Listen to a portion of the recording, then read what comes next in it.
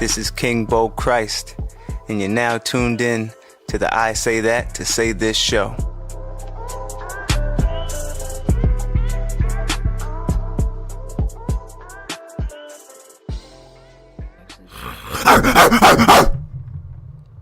Beautiful people, welcome to episode 45 of the I Say That to Say This podcast.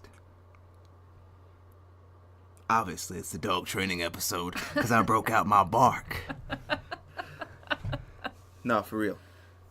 Told you guys we'd do this, and I like to come through on my promises. So here we are, episode 45, the Lindsey's dog training episode with the one, the only Lindsey McCrimmon.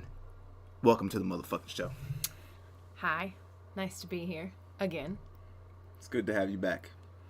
I don't even, I'm going to shoot straight to it because I've been holding this question for a long time. And I normally do a build up and those other bullshit. But listen, the ice has already been broken. You're a friend of the show. Or a little bit more. Yeah. But, can you teach an old dog new tricks? You absolutely can. Okay. I had to get that out of the way. I tried to get that in less than a minute because that's a big myth that's been like, I think it's hanging over the world. And why we have shitty dogs around. That's true. Why you're still in business, because people think they can't teach an old dog new tricks. That's so true. So many people that, at a client's house the other day, I was training a new dog, and a lady came in to pick up her kid that was with the people's kids or whatever. And she was like, oh, maybe you can learn some stuff to help Charlie or whatever the dog's name was. And the mom was like, oh, she's a little old.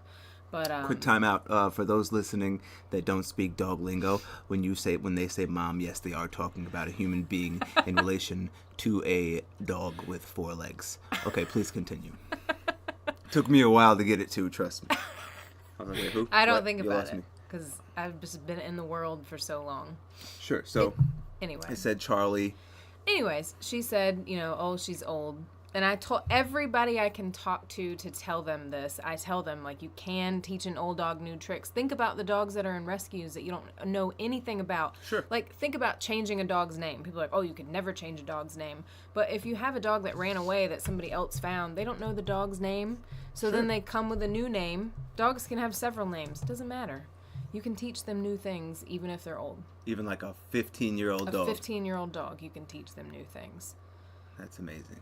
That's a beautiful thing. Greta was 11. Okay, first of all, are we using real dog names? We are using real dog names. Sometimes, if I remember it. If the story is good, this is a true story. Can we just use Cujo for dogs? For dogs that we want to remain nameless. For the rest of this episode, we're going to use Cujo. Okay, that's perfect. All right, that works. If I want to say the name, I'll say the name. Otherwise, I'll say Cujo. Okay. Otherwise, you'll say Cujo. Okay, just perfect. for, listen. I feel like this could get a little tricky. I don't want to get flagged.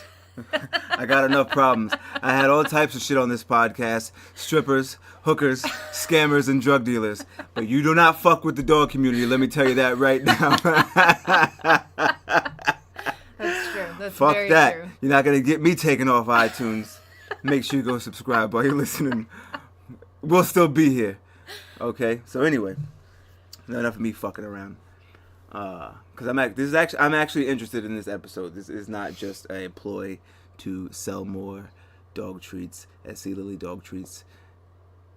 Well, I don't even know the website anymore. What a piece of shit. See, this isn't even that.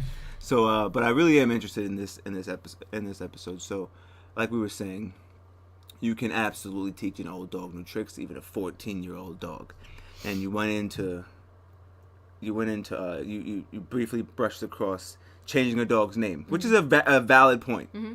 That when you get a new dog from a rescue and you're like, oh, we don't even know how old she is. Right. And little Cujo, you get little Cujo from a rescue and you're like, oh, we don't even know how old she is. And someone gets him and like, oh, this dog, I want to work with it.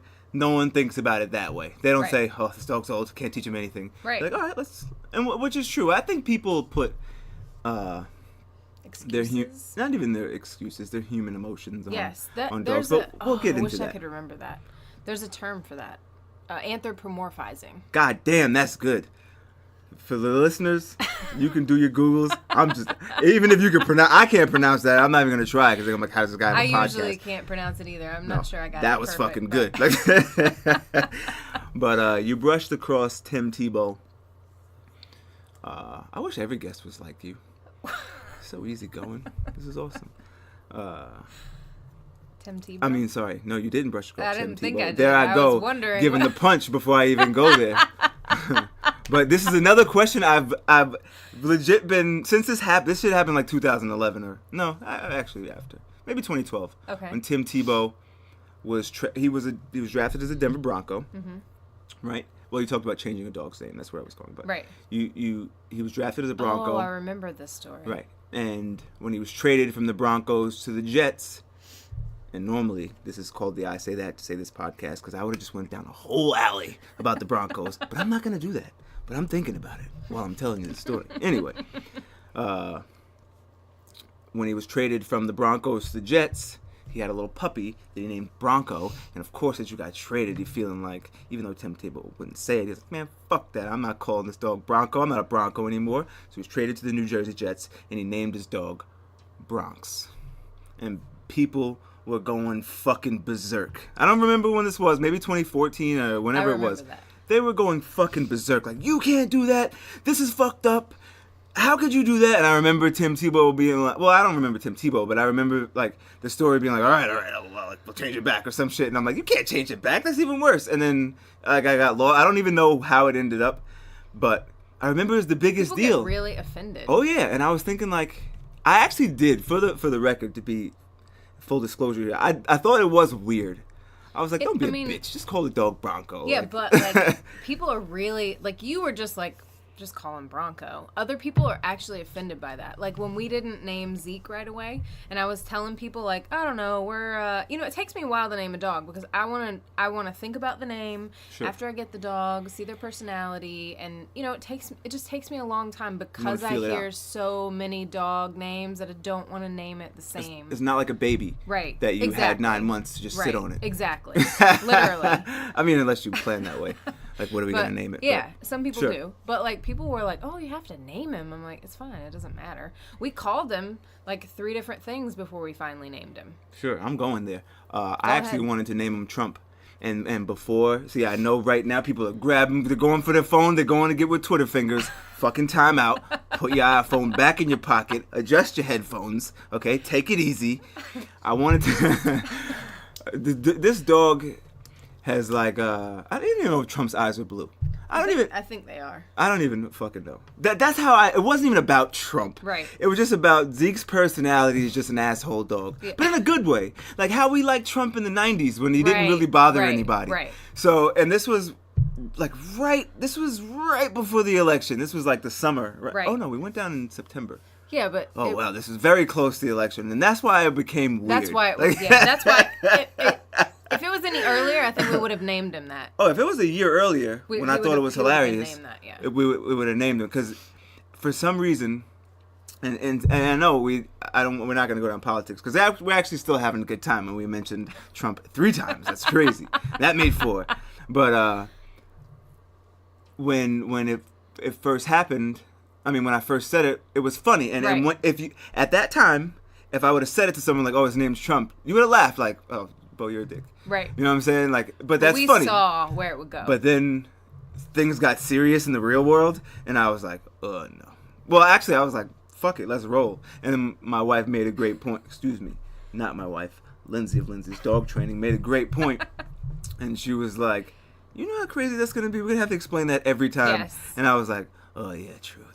And we don't just nobody people, else will like, get it. we own a business here, Sure. And people would look at us differently. Sure. People no, would you own a business boycott. here. I'm a podcaster. I know, but... But, so, yeah. Yeah, no, it became very weird. And then... But we called them 3 different things, and right. It didn't matter.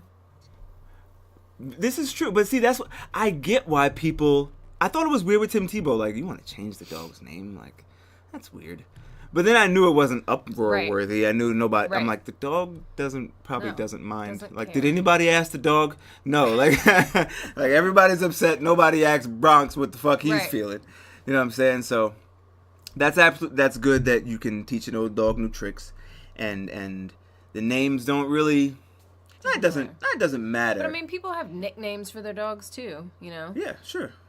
That makes sense. It's more, and we're gonna get there. We're gonna get down that road. But as far as I forgot what I was gonna say.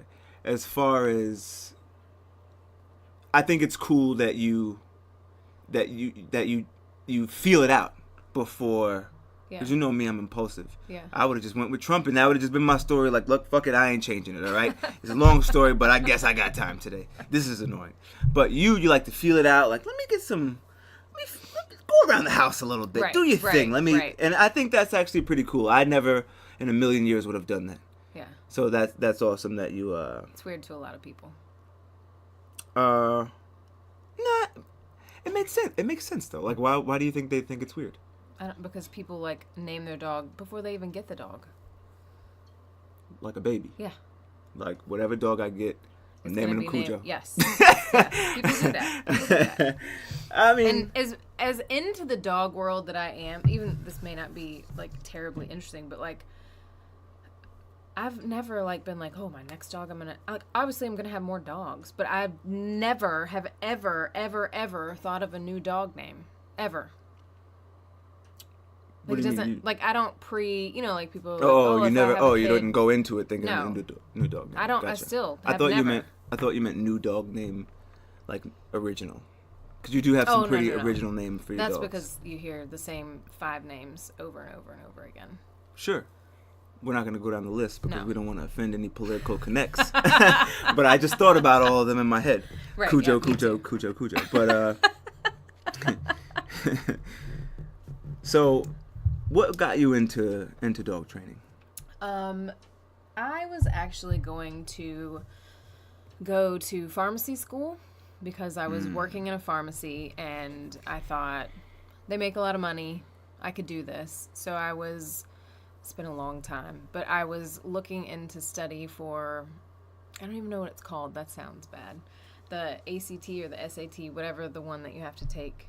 I was like studying for that so that I could take it. I don't know what the fuck it is either, so don't ask me. Oh, okay, good. But that makes me feel a little better because you fucking said whatever that word was. I don't even remember what. Anthropomorphizing. Yeah, that you're good forever on this episode. Trust me. But anyway, you were at So I was studying that, and then I adopted a German Shepherd. I had Mariah, my original dog, who was like the best dog. Also the worst dog, but the best dog. She was like off-leash trained. I taught her a bunch of things, and I knew nothing about dogs. And then I got a German Shepherd from rescue, and she was like a year old, and she was awful. And I was like, I have no idea what I'm doing. But, it was just whatever. Sure. I went into, I'm going to make a long story short. We got time. See, I say that to this podcast. Go for it. Knock your socks off. So I had ferrets at the time, 2 ferrets. All right, forget it. Ferrets are gross. Exactly. I know. Sorry, dog. Sorry, ferret people. Ferrets are fucking weird. You got a ferret. But they're funny. Anyway, I was shopping at a local pet store down south, and they're literally, I was young. I was like 20, maybe 19. Anyways, I was young. And, I didn't have a whole lot of money. So the ferret food went up from $5.99 to $9.99 in like a week. Like I went to get a carton of the ferret food every week. And it went Florida up. In 1977. That was like, what? It was almost double. $2 whole dollars. It was $4. That's a lot. And so I was living paycheck to paycheck. I was not wealthy at all. But it was so fresh that like they didn't even take the old sticker off, and that made me angry. Like, you're just going to leave the $5.99 sticker under there? I was like, nope, put it back. And I went over to PetSmart. And that alone thing changed my entire life. Wow. And I went over to PetSmart, and I was looking for ferret food, and I walked past the kiosk that had the dog training calendars on it, and I literally walked over to it and signed up immediately. And get this, I think the classes were like $69 or $79 at that point, maybe $80. I think they were $89. It was a long time ago. Now they're like $119. But I didn't buy ferret food. I didn't buy ferret food for $4 increase, but I go over to the store and buy a dog training class for $90. Sure. Just like people who don't have $5 for dog food. But they want to buy a Sure. whatever brand purse or That's belt or how shoes. it happens. Yeah. But I mean, it wasn't like something. But it But was important. And obviously, Right. worked out. But I spend money on what's important to me. I've always been that way, so that's how that went. Sure. So you signed up for the class. Right. And I took some time went by. Yep. And I was like, I love this. I mean, when you went into the class, were you like, because I'm treating you, for the listeners, I've legit never really sat you down and asked you. That's why I wanted to get this on the record. So what you hear is really the first time I'm hearing it, even though I've lived with this woman in her dog training facility for some time now. So when you signed up for the class, were you going in just like, oh, I'm going to learn some new tricks with the German Shepherd that you just got? Mm-hmm. Gypsy. Which I never even knew. You might have said it, but that I didn't remember. Yep. But anyway, how'd you get to the name Gypsy? She was already named. And you just rolled with it. I rolled with it. Okay, gotcha. Because I like that name. But now hearing that you let a dog do its thing, and let it feel it out its personality, and then that you would have named the dog Gypsy. I had like a vision of that dog in my head. Well, like what it would have looked like as a human. Right. If that makes any sense. But anyway. So you went into the class. Mm-hmm. I mean, excuse me. It was a group class. But you went into the class as just a customer. Yes. Okay. And then what happened? And then it was a weird turn of events. Like I was in there were 8-week classes then, and we were in week 4, and Gypsy had a heart murmur that I only had her a couple months, and I had to take her to the vet. Like, she collapsed in the yard and couldn't get up. She was only 13 months. And I took her to the vet, and they were pretty much like, it's thousands of dollars, and she may not survive. She has a really bad heart murmur. And so I had to make the decision to put her down. Well, that went dark. Yeah. Sorry. Jesus but Christ. I finished out with Mariah with the class, even though she didn't need it. And then I adopted another dog. Like, you trained Mariah yourself just naturally being at home? Yes. Like, just to do things? Yeah. Before I had Gypsy, that's why I was like, oh, I'll get another dog, no big deal. And then I got Gypsy, and I was like, oh, my God. Oh, dogs aren't. This shit is not. isn't a and game. I run into people like that with training. They're like, oh, my other dog did this, and they were so good, and they were off leash. And I'm like, that's not every dog. That's like 1 in a 5,000 probably. Wow. You know, like, it's not every dog's natural instinct to be good. Their natural instinct is to like, see ya. Sure. So you were the first person, with all that being said, see what I did there? You were the first person to show me that dogs actually have personality.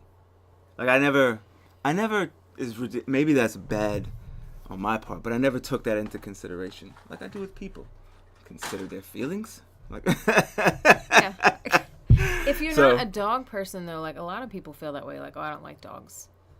I didn't say I don't like dogs. I know, but like, people don't like dogs, and then they get a dog, and then they're like, how did I live without a dog? You know what I mean? I don't exactly feel like how did I live without a dog. But, I get it, but but now I know what you mean. Yeah, having a dog is cool. Yeah, they have no idea. Like, it's a different kind of relationship. You know. Sure. So now you're taking this course with Mariah at this point. Right. And what clicked? Like what? What made me decide? Like, you know what? I want to do this. Because you're $90 in right now. Right. So this is like. Well, it actually was way during further tough times. In. Yeah, but like, I spend my money on what was important to me, and like, I'm not gonna pay $4 more for a small carton of Ferret. It was just unreal to me. Sure. So anyway, and I was just mad that they felt they could raise the price that much. I know it's not a lot of money, but it's just the principle. But anyway, go ahead. No, I was just gonna make a joke and say, yeah, you don't fuck around with your dogs, but a ferret, like, you know deep down inside that's stupid, so you don't mind. Yes, but that's like $4 more. That's what I was gonna go into some whole other shit, but I chose to not offend the ferret community even further. Like I'm gonna back off of the joke, but I want to keep going. But anyway, so I think I took like 1 or 2 rounds of classes, like a whole 8-week session. So like 2 rounds of classes with Mariah, and then I wanted to get another dog. So I wanted, like, the lady who trained me, she used to breed Rottweilers. Sure. And I kind of like the breed, so I went looking for a Rottweiler or another. I think I was looking for another German Shepherd also. But anyways, that's how I got Nala.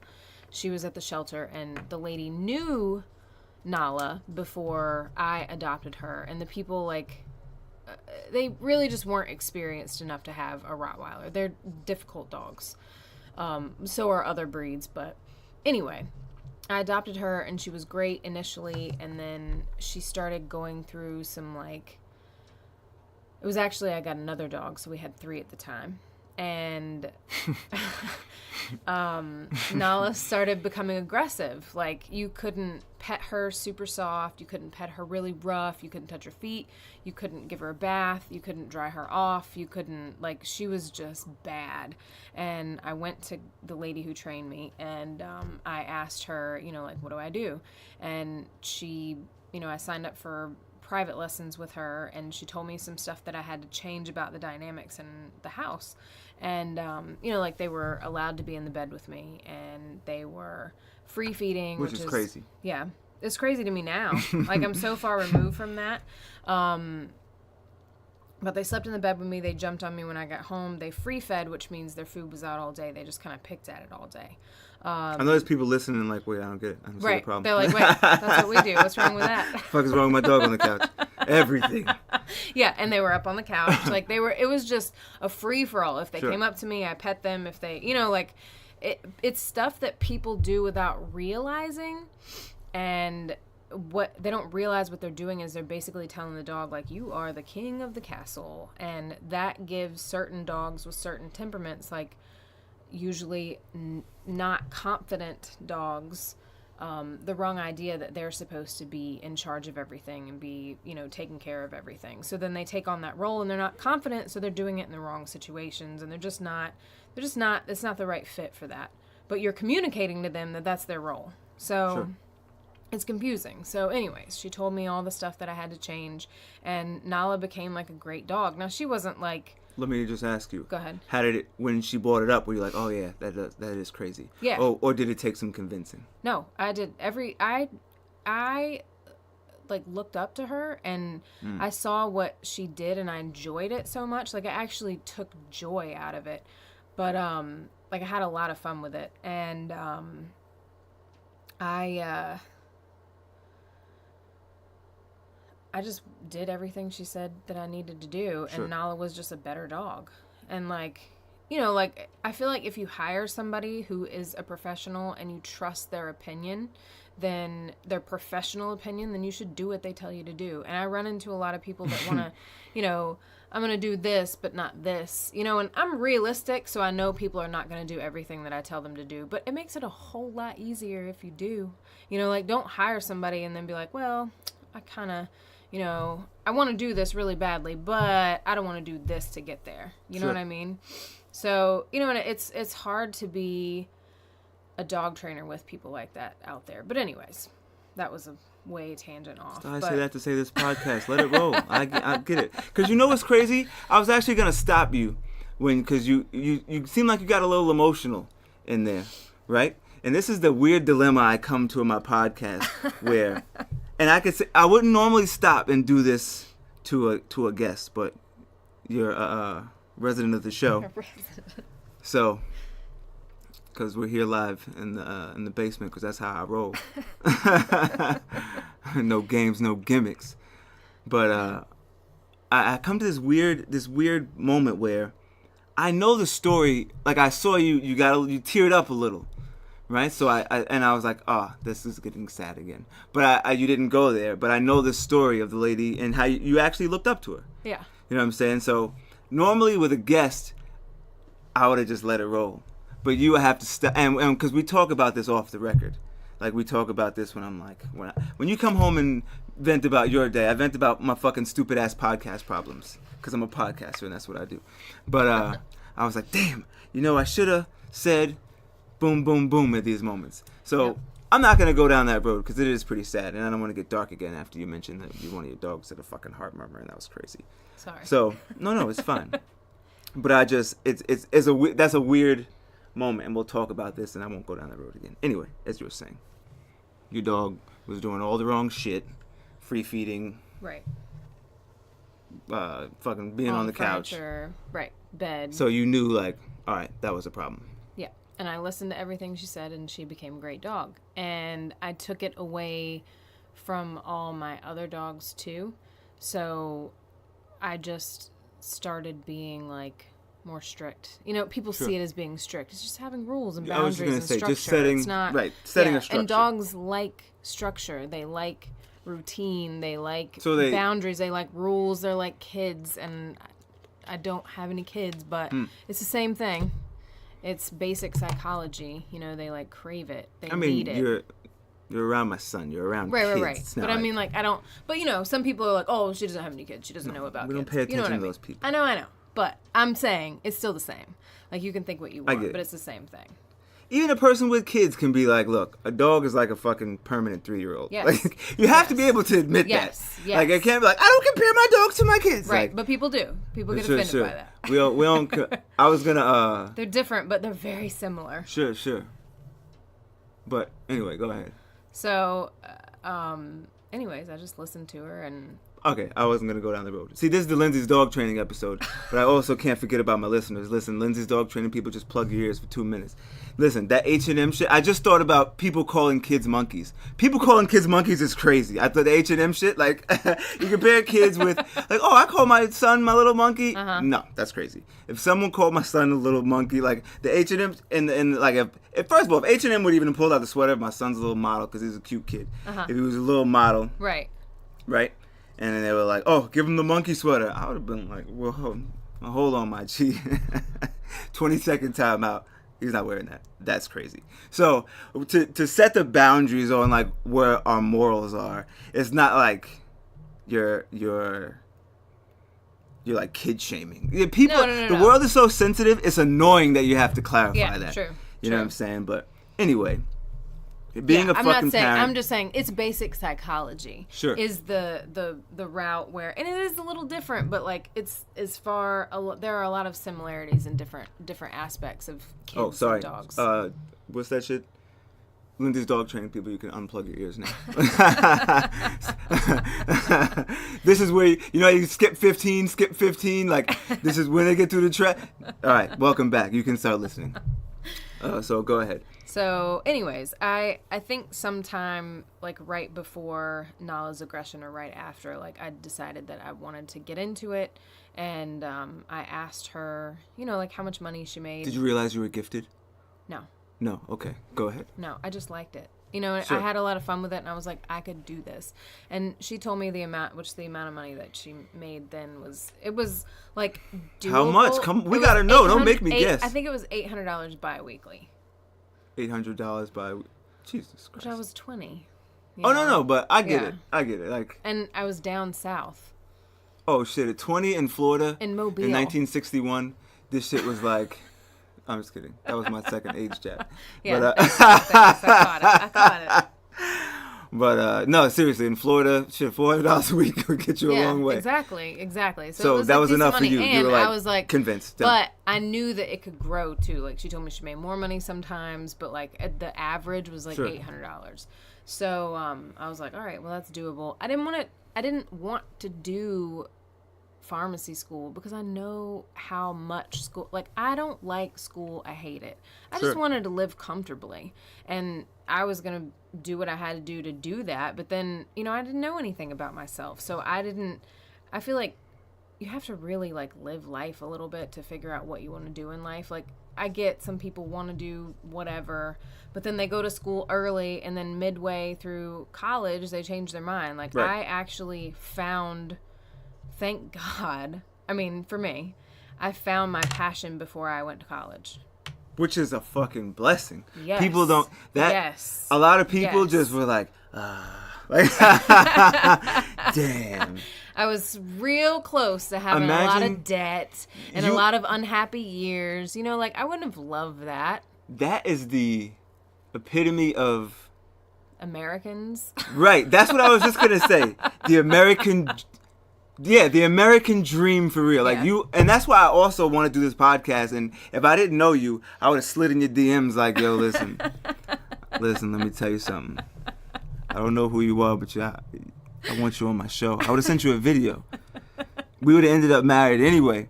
But that's how we would have met. I would have been like, yo, I like this chick. I don't know who she is, but I got to get her on my show. You know what I'm saying? So anyway, please. So I got into dog training.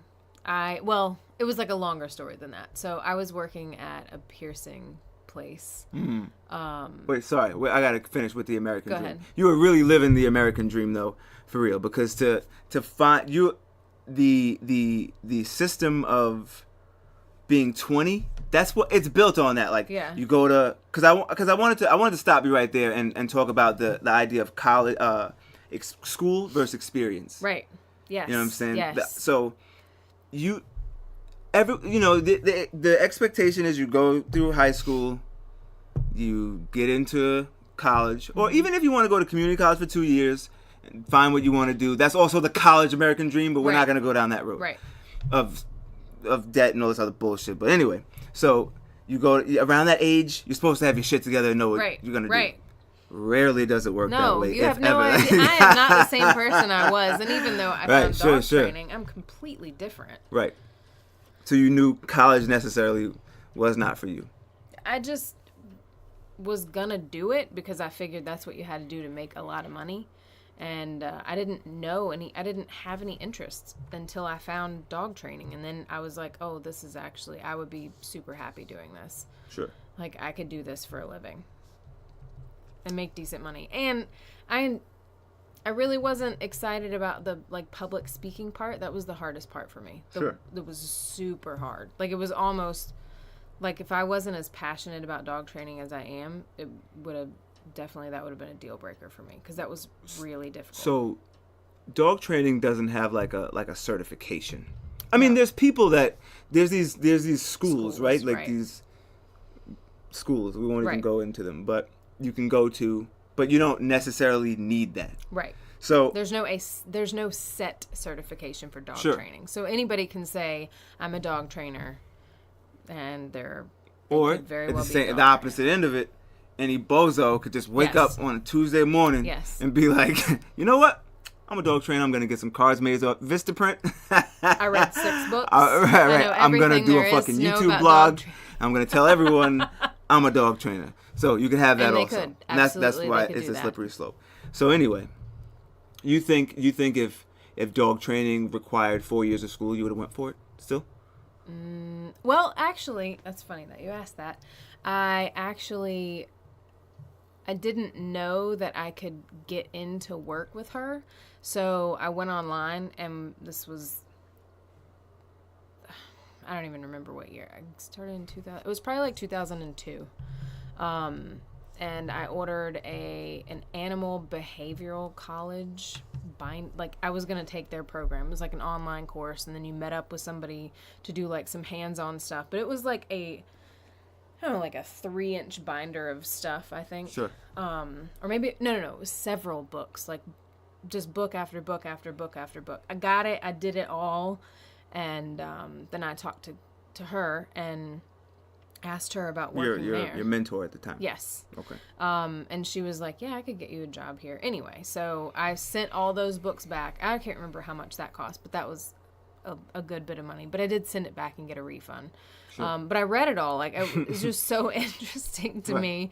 But it didn't give me anything, like, it didn't help me with dog training. And I was like, this is kind of like bullshit, you know, like, this isn't going to help me in any way, shape, or form. Like, it just was telling you about, like, wolves and how they domesticated and just stuff that didn't matter as much. Like, the science part of it maybe, but not how to like, it's basically the book portion of it, you know, like you were saying, like experience versus, Right.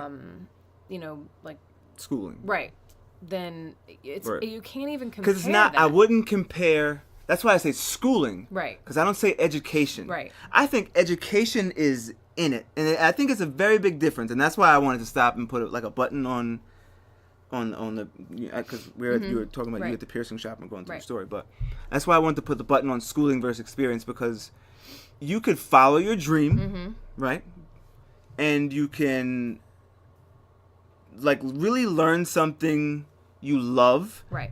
and you could learn something, like you could always learn, Right. you're always learning every Yes. day. It's on the job training, you're learning, and from real reactions. Right. No book is going to teach you a real reaction. No. Every fucking book can teach you about wolves. Unless it's like accounting or something that doesn't change. No, not even that. But- Right, exactly. But like working with like people or children or animals or any of that, it's experience over Sure. anything. Like, because everything is different. Like every dog is different. Every person Sure. is different. It's just this. It's different. Mike You have to Tyson have says. experience. Mike Tyson. One of the quotes I love about him is like, everybody has a plan until you get punched in the face. And what I love about that is that's straight to the fucking point. Like everybody has a plan until you get punched in your shit, right? So, and some people, and if you're a surface person, Right. you're like, that's ridiculous. Well, it's deeper than that. Everybody has a plan. Like you could read Until about something wolves and bad some happens. shit until a wolf run up on your ass. Fuck what the book taught you. That's when you have it. That's when Right. it's all decided. Right. On the job training, you got to be in it to win it. Like Right. with cops, they pepper spray you Yes. because they're like, yo, bro, listen. Until you get pepper sprayed, you don't know what this shit feel like. Even though they're gonna shoot your ass anyway. But that's another story That's for true, another though. day. That's Like, true, though. That's true. Like reading a book. even though I really see any pepper spray videos. This is a bouncer. That's another story for another episode. So, damn, I forgot. So you knew on the job training is always Yes. the best way to go. Yes. And that was and that's what I think is interesting about you. That even that's why I say I really would have had you on the episode on the podcast, because that shit is amazing. Like that's a fucking story in itself, to just be like, would you believe this? I found my dream at 20, and people were like, no fucking way. Like when people we're jumping around a little bit. So so $400 a week, you were like, all right, cool, because you're also 20 years old. Right. It's a lot of money. I think back when I was 20, like Rent was like $500 a month. that's what I'm saying. This is in where you said Alabama at this point, right? $500 a month and not like And I a had a fucking car that was not paid a shack, not like No, like Alabama. It was a 3-bedroom. Right, sure. If you go look at it's a very nice home. You know what I'm saying? So you look at it and you're like, oh shit. I mean, it wasn't like top, but it didn't No, it's matter. not fucking but it 2016. wasn't a shack. Big ass Atlanta houses I see on Instagram. But it wasn't a shack. It felt safe. Right, sure. It was whatever. So at that point, and we'll go back to, so you were working at the head shop, Right. right? And I was going to dog training The classes. head shop. Pause. I had to pause you. I'm sorry. See, that's another thing. Your dog training people have to understand. Like, I'm immature when I have to be. I'm sorry. You got to bear with me. I don't pass up these moments. It's my show. I'm sorry. No, seriously. Anyway, I'm just fucking around. So you're working at the piercing shop, Right. Because I don't want people to get the wrong idea. Like, head shop. I mean, it'll be a whole Twitter story about true. it. But anyway. So I was working there. Going Podcast to of Dates classes. Escort. No, go ahead. Going to classes there, and I asked her about a job, and she was like, the best thing for you to do is to get on at PetSmart, and then if you're working in the store, then they'll promote from within before they hire from outside the store. So I got a job in pet care, which is dealing with like rodents and reptiles and fish and crickets, and it was the worst. It was terrible. I got bit by a teddy bear hamster. It like turned into a gremlin and like latched onto my hand, and I flung it against the glass. It was just terrible. Crickets freaked me out. Like, this was awful, but I was like, all right, I'm willing to do it. So I was doing that bad. That's harder than going to classes if you Yes. ask me. Because let me tell you something.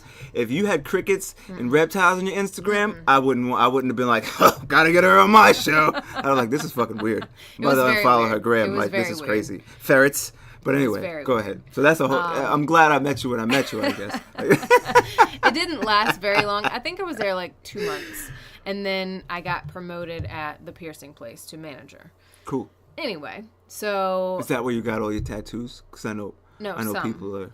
They wonder. So that's where it started. Where you're like, I think I'm gonna I was pierce. I was addicted couldn't to imagine. piercings before I was into tattoos, and that's why I went to that place because of piercings. Sure. But so they Also, promoted me. Let me just also say, Yes. your tattoos they're beautiful works of art. If I worked in a tattoo, I mean, listen, you got to shine a flashlight on my shit, but there's a little bit of a different dynamic. Don't get me wrong, but if I worked in a tattoo shop at 20, I would look like one of these 19-year-old rappers now. I would have had some stupid shit. But I didn't get that many when I was there though. Because you responsible. Me, I remember I wanted my back. Uh-huh.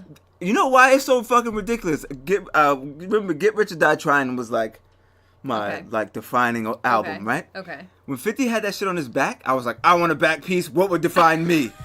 And I'm a sociopath, so I was like, you know what? I'm gonna get half my face and half a skull on my whole back. If I had the money at 20 years old, or I'm really that'd be glad one that thing, you did right? not. So having the money would be one thing, but if I worked at a tattoo shop, I would have worked it out to get it done. Oh my Because I got some God. basement tattoos on me. It happens. You know me. I bought a gun off Amazon. I know. Tried it myself I a little know. bit. That's probably one of my illest shits. I should tattoo Bob though. That's my second illest shit. But my illest shit I did myself. Like. Oh God. But no, for real.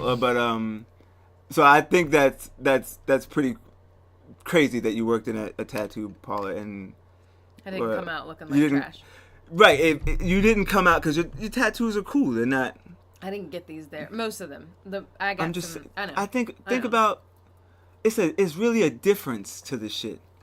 Like I didn't want trash, especially after it was worse when I started working there because you get on the Did inside you see like of $40 tattoos? yes, Did you see and I saw a $40 tattoo idea come out like yeah, it was 25. from the inside it was in, like 25. It was 25 back then. And but you talk to tattoo artists, you get to know like what's good and what's not, Sure. what to look for. Like most people just see the whole picture. They don't see the detail in it, and they're just like, "Oh, it looks so pretty." And you're like, "Oh my God, do you see the lines on that? Like the lines should be straight on your tattoo." Okay, see that's why you're. I'm just trying. You're actually a responsible person, which I think is cool. I'm like, oh yeah, okay. Like, well, I'm well thought out and other shit like that. I'm impulsive, so that's why I don't put myself in tricky situations. Like I was like, I don't know if I can work at a tattoo parlor. I don't know if I can look at motherfuckers get tattooed all day long and just not want to get some stupid shit. I can't handle that kind of. There were a lot of pressure, people. like- There were a lot of people that did. It just wasn't my thing. I don't know. It just didn't. So I wanted nice pieces. you know? Sure. So you're working in the tattoo And parlor. I got a promotion. And you got a promotion to And manager. they needed me to like be available more. So and it was making, I think it was making $400 a week. So I was like, take it. So I quit PetSmart. I gave them a 2 or 3 week notice, something like that. Worked it all out and was like, hey, I've been here now. Maybe if something comes open, whatever. There was no plans. That's still the reptile thing? No, it's all in the same store. I mean, I was in the company. Okay, so it gotcha. didn't matter. Okay, gotcha. There were different departments that you had to work in. So you rotated. No, I just stayed in pet care, but I quit. And I told the lady who trained me, she worked at PetSmart. Okay. I told her, like once you're in the store, period, then you're you can transfer to another department. Gotcha. Like if I was working in reptiles, I could be a dog trainer. Gotcha. But I had to quit.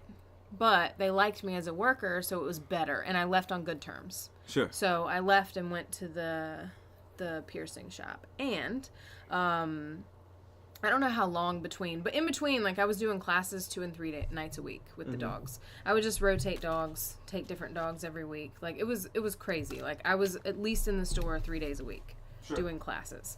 So I I was doing that, and then one day this lady comes in to the piercing shop and says, hi, I'm such and such. And I was like, okay. And she was like, I was hired to be the new manager. And I was like, excuse me? And I've been there for like 4 years at this point. And, you know, like, we had a good thing going. Like, we couldn't keep a tattoo artist, but that wasn't my fault. Like, they didn't pay them well enough. Sure. Anyway, she came in there and was like, I'm going to be the new manager. And I called the owner, and I was like, what the fuck?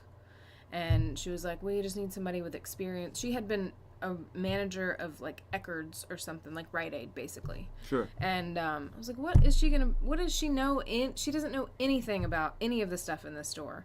So I talked to her, and I said, you know, I just feel like this isn't the best place for me. And I quit. Again, one of those examples of, like, the experience versus, like, maybe every field ain't for everybody. I was not going to train her on taking over my position, and I was like, no, I've been here 4 years. I'm not gonna train her anything. Wait, so were you gonna be like a co-manager, or were you just they were trying to body you? I don't know, but I just wasn't having any of it.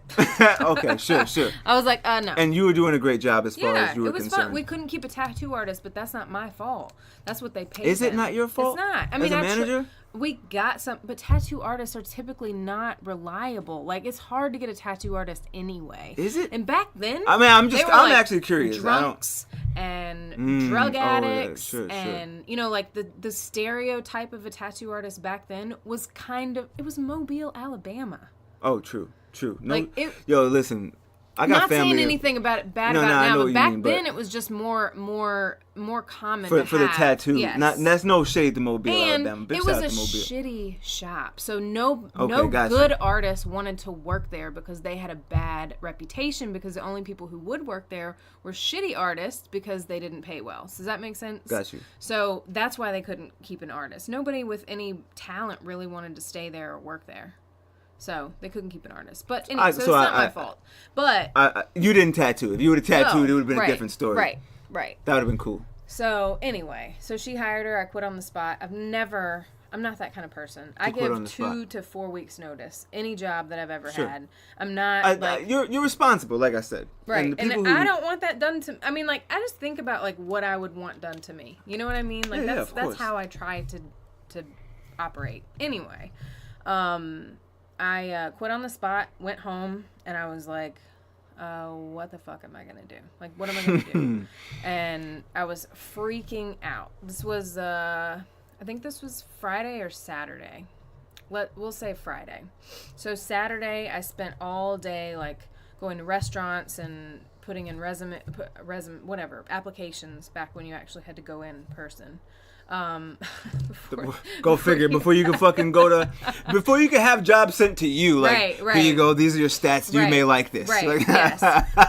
You actually had to go out there and before you just sit by your email. Yes. Like, come on, baby. Yes, any one of these days, when you had to go out on the hunt for real, job hunt for real, not from your basement. No. Like, really go outside.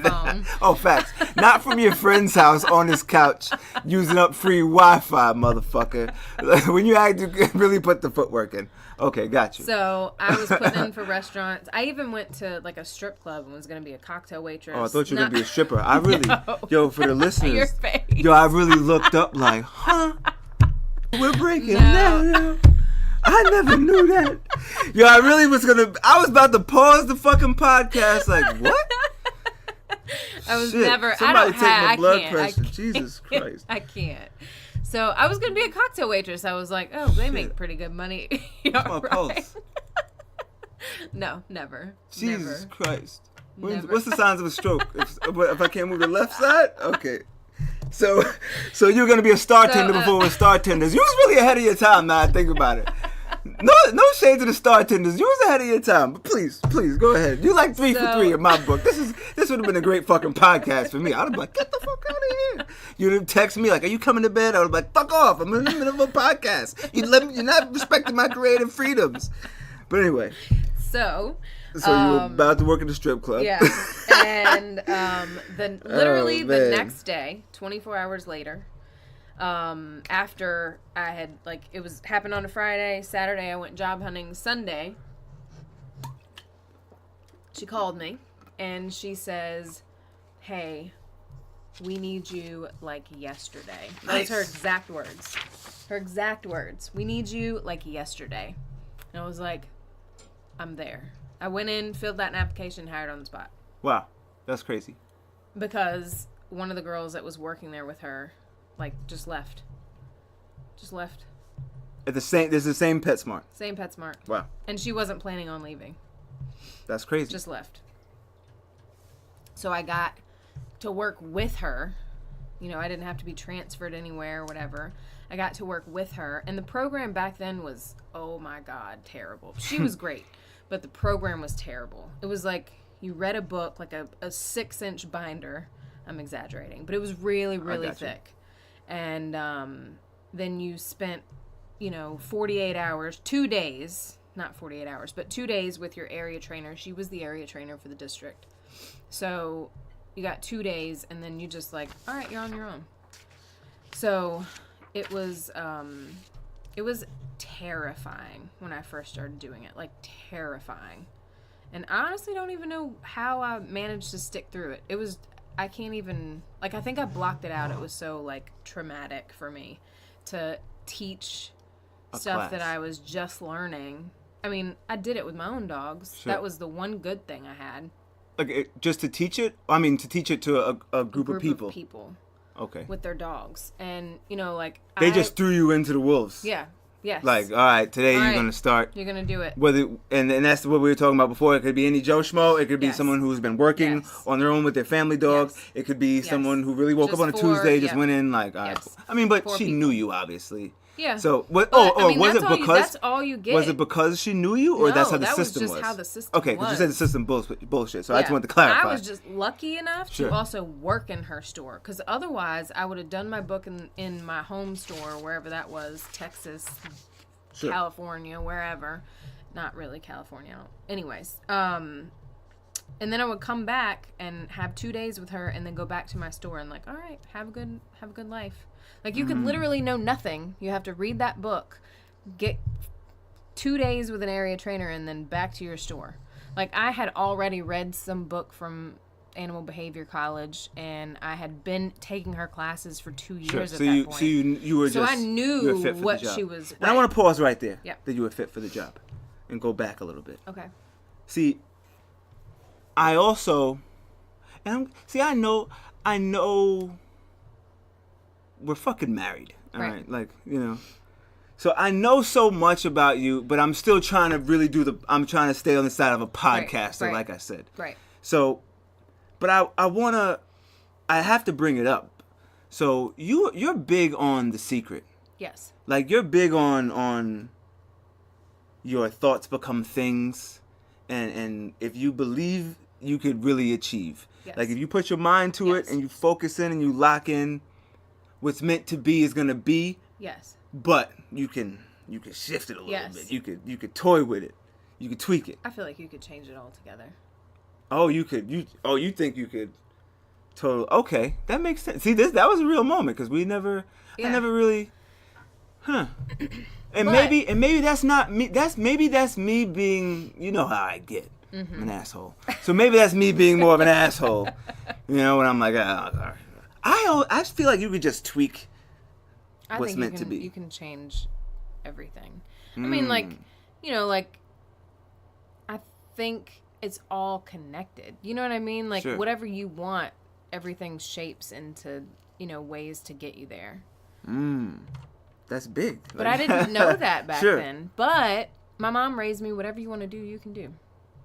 And so I believe that. Whatever I want to do, I can do.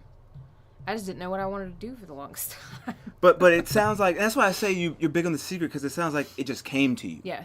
It sounds like... Yes. Now, I did believe everything happened for a reason back then, though. But now... So years later, and that's why I think it's cool. You're like the result of it. You're like the result. I see the... Right. But I always, I wanted to make a lot of money, and I wanted to be happy, and so I would look for specific things that gave me money and made me happy, and that's where I went off on that, Sure. So without knowing The Secret, that's crazy.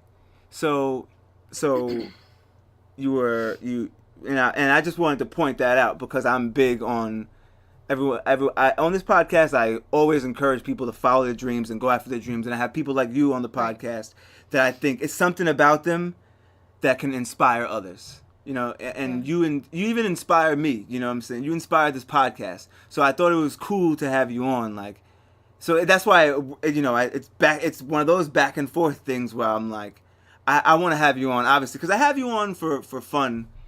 You know, in my King Bo Christ episode, which you should not listen to if you are a client of Lindsey's dog training. No, seriously. Allegedly. That wasn't even her, really. It's not even interesting. That wasn't even her, actually. I'm just fucking around and I shouldn't brought this up. But no, seriously. I have you on for fun, but you really do inspire me. Like, because even when I met you, I'm like, wow. Like, that's crazy. So, like, you followed your dreams and it worked. Like, get the fuck out of here. And that's what it taught me. Like, you kind of got to just jump out there. Yes. To put yourself in it. Right. Like, you have to just get in it and just trust and work. And trust yourself, though. Yeah. Trust your work ethic. Trust you know you can get there. Yeah.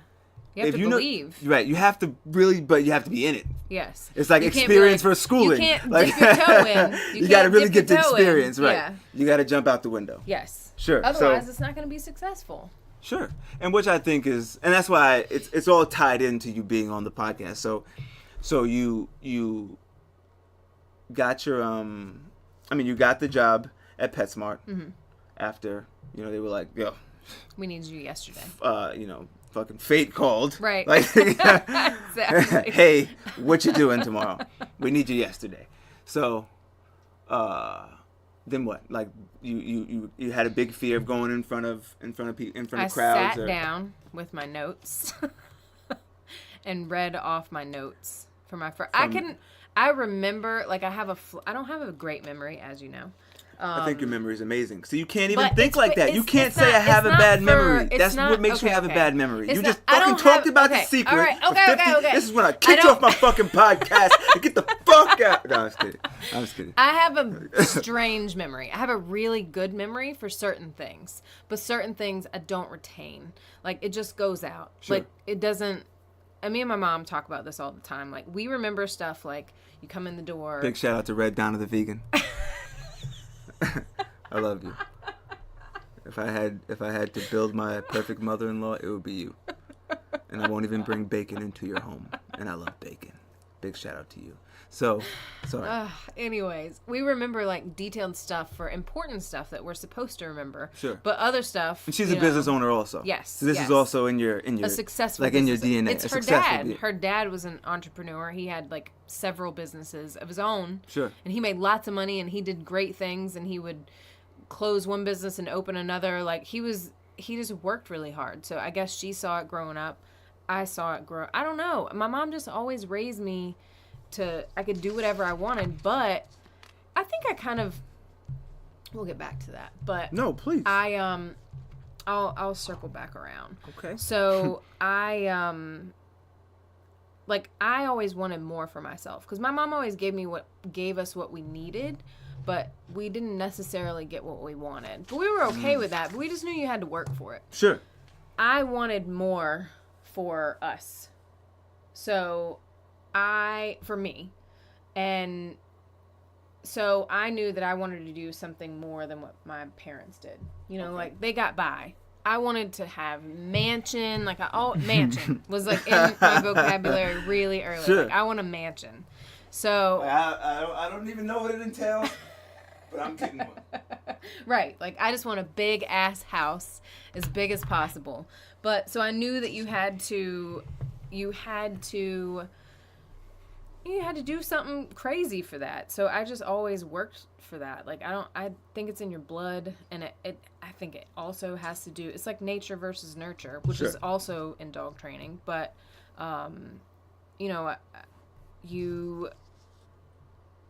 you have to really want more, though. Like, some people don't want more. Some people are fine with what they have, and I just I've never been that way. Sure.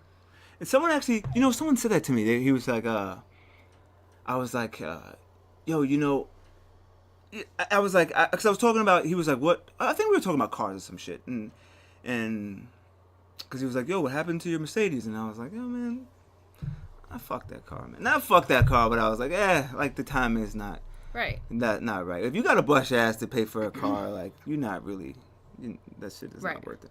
Right? So, and he was like, oh, yeah, what you going to get? You should get the new, because, he was talking about the Pilot. He was like, you should get the new Civic. And I was like, yo, I love that car, but I'm really superficial. And I was like, I actually, if I'm going to jump out the window, it's going to be a Porsche. Like, it's got to be, right? So he was like, oh, no, I wouldn't get that, man. And I was like, what you mean? Like, why wouldn't you want a Porsche? And I made this whole case for, like, a Porsche. And he was like, nah, man, I'm a simple guy, man. He was like, I don't really, like, I'm just with my family, and I don't really. And I was like, oh, shit. Like, I was like, oh, I didn't really think about it that way. Like, you just want but I don't think about it. I think like, why wouldn't you want the best of everything? Right. Why wouldn't you want the biggest house on the biggest hill? You know what I'm saying? Like, why, like Ric Flair voice. Like, why wouldn't you want, and I don't, and that's another thing. Like, I used to want a Rolex so bad. Right. But where the balance is that I was at fucking, I told you about it. I was at Wendy's. And the drive-through, the lady at the chick at the drive-through opened up the window and she had a Rolex, and I had a moment and I was like, that you came if home that and shit told is, me about that fucked me up because I wanted a Rolex. I'll be 30 this year. I wanted a Rolex since I was like 12. Like, every businessman, what a Rolex meant to me that young was like, not like a fucking, just any dickhead who can afford a Rolex. You had to be a businessman or you had to have real money. It was like success. And even the rappers that had one were cool. Yeah. Like, nobody, if you jumped out the window with it, it was cool, whatever. But nobody really jumped out the window for a Rolex and couldn't afford it when it meant something to me. Right. When I saw her at that window, and I was like, if this shit is real, this is a problem. If that shit is fake, this is the problem. No more. So where the balance is like, I know, like, now I'm like, it's a fucking watch. Like, until you could buy a $60,000 watch comfortably, like, that shit ain't really worth it. Right. So I'm at the same thing. Like, I want a man, like what is that game, MASH? Remember that game, MASH? Yes. From very young, like, I'm now that I'm older. I think that still in my head. Yeah, maybe that shit made me. That's crazy. Maybe MASH.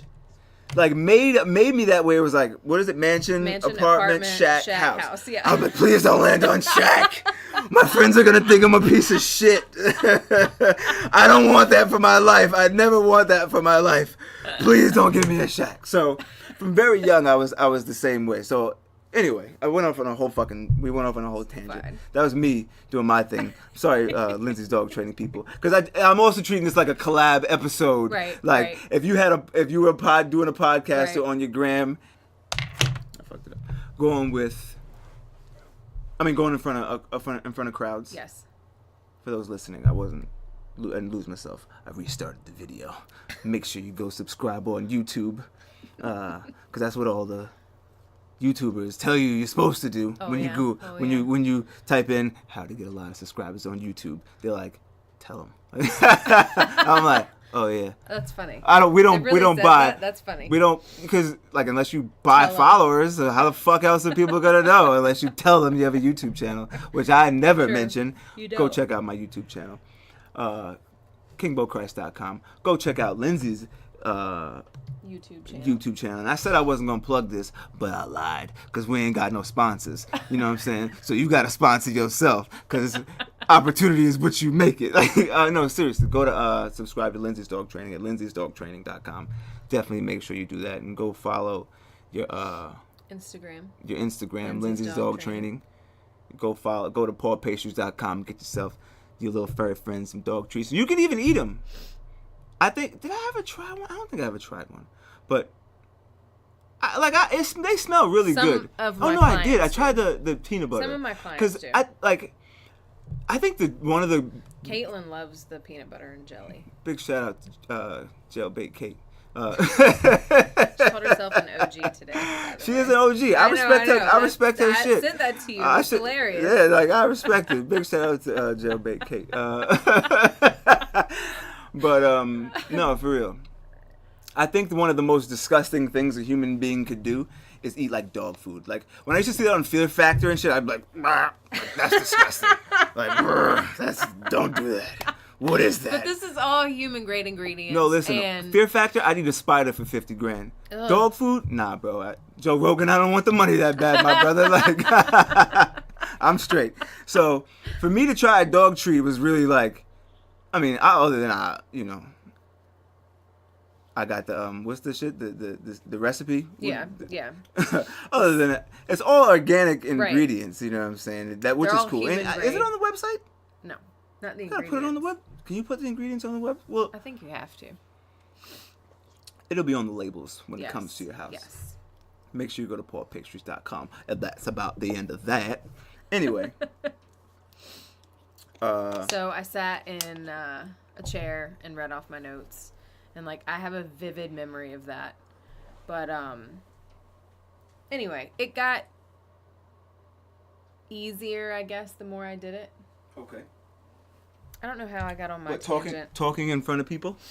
Yeah, but it happened when I went to, when I got transferred to the Pensacola PetSmart. Like, I kind of just got thrown into it, and it was, like, 1,000 classes. You transferred on purpose?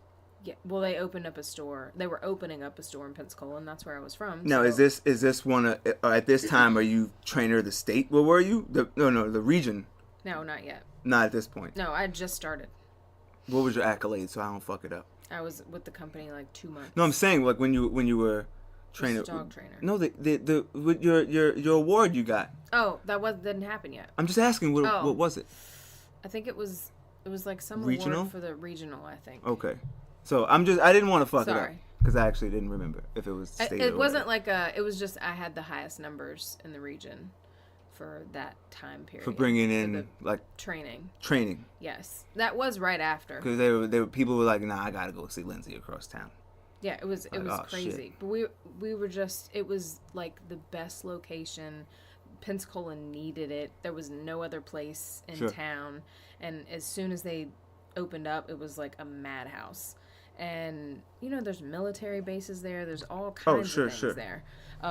So anyway, we just killed it, and I got thrown into so many classes that I kind of just had to learn it. It's like sink or swim kind of thing. Sure. So I swam, and facts. I just everybody loved me. Sure. And not to be like. Some people I rub the wrong way sometimes. I just told you I would tattoo my own face on my back. True. In a skull. True. Trust me, I get it. No, go ahead. I mean, I rub some people the wrong way, but most people love me because I'm me. All the time, I'm me. And, I tone it down a tiny bit for some people, like respecting, like, my elders and that kind of thing. But as soon as I know that it's a go, I'm me. And I don't hold back a whole lot regardless. Sure. Because why? I get it. I respect it. Like, you got to be you. Right. And if you can't be you 24/7, what, like, that it's not worth it. Yeah. You're not being true to, if you're not going to be true to yourself, because if you walk into that's what I also think. I don't want to go down. I'm not going to go down that road, I promise. But about religion, but I think it's weird that if I walk into a church like right now. For those who do watch on YouTube, you'll see, like, I just have on a white. I didn't go put on some cool shit to do this episode. I really don't give a fuck. Because I'm not that kind of I'm just going to do me. Like, I'm not going to go change clothes for some shit. It's not going to happen. So, We're too busy. Not even too busy. I just don't give a fuck. Busy. So, I think it's weird that you can't go into, like, a church. Like, I can't go into a church like this. If I walk into a church like this, I think people would look at me like, what the fuck? I went to a church growing up that you could wear whatever you wanted to. Whatever. I respect. From the I bottom haven't been to to the those top. churches.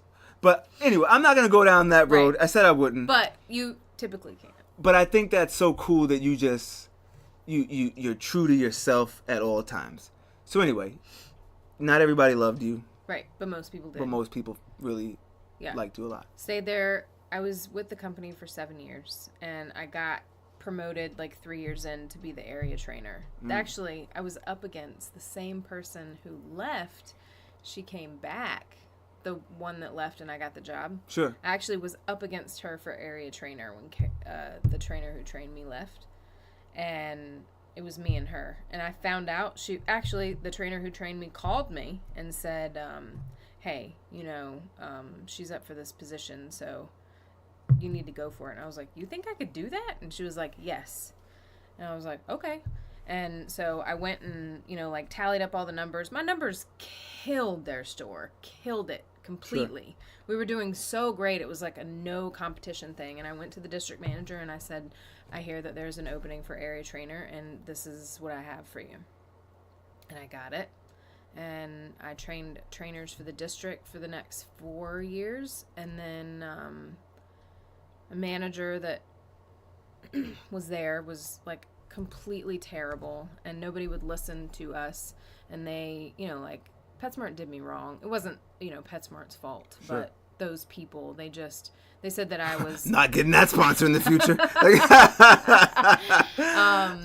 It wasn't them, but he said I like to stir the pot, which I'm not a pot stirrer. I don't think that from you. I'm not. I'm a pot stirrer, so a pot stirrer knows a pot stirrer. You're not a pot stirrer. Not to me, at least. Like, no, I'll just let it fizzle out. Like, sure. I'm not going to stir anything. That's on somebody else. So anyways, they didn't do anything and she was doing some really messed up stuff, the manager. And she hated me. And she hated me because people liked me. Like, she liked when somebody complained about me. It happened twice. And she liked calling me in the office and sitting me down for some bullshit thing that I was really hurt by, and she just took pleasure in it.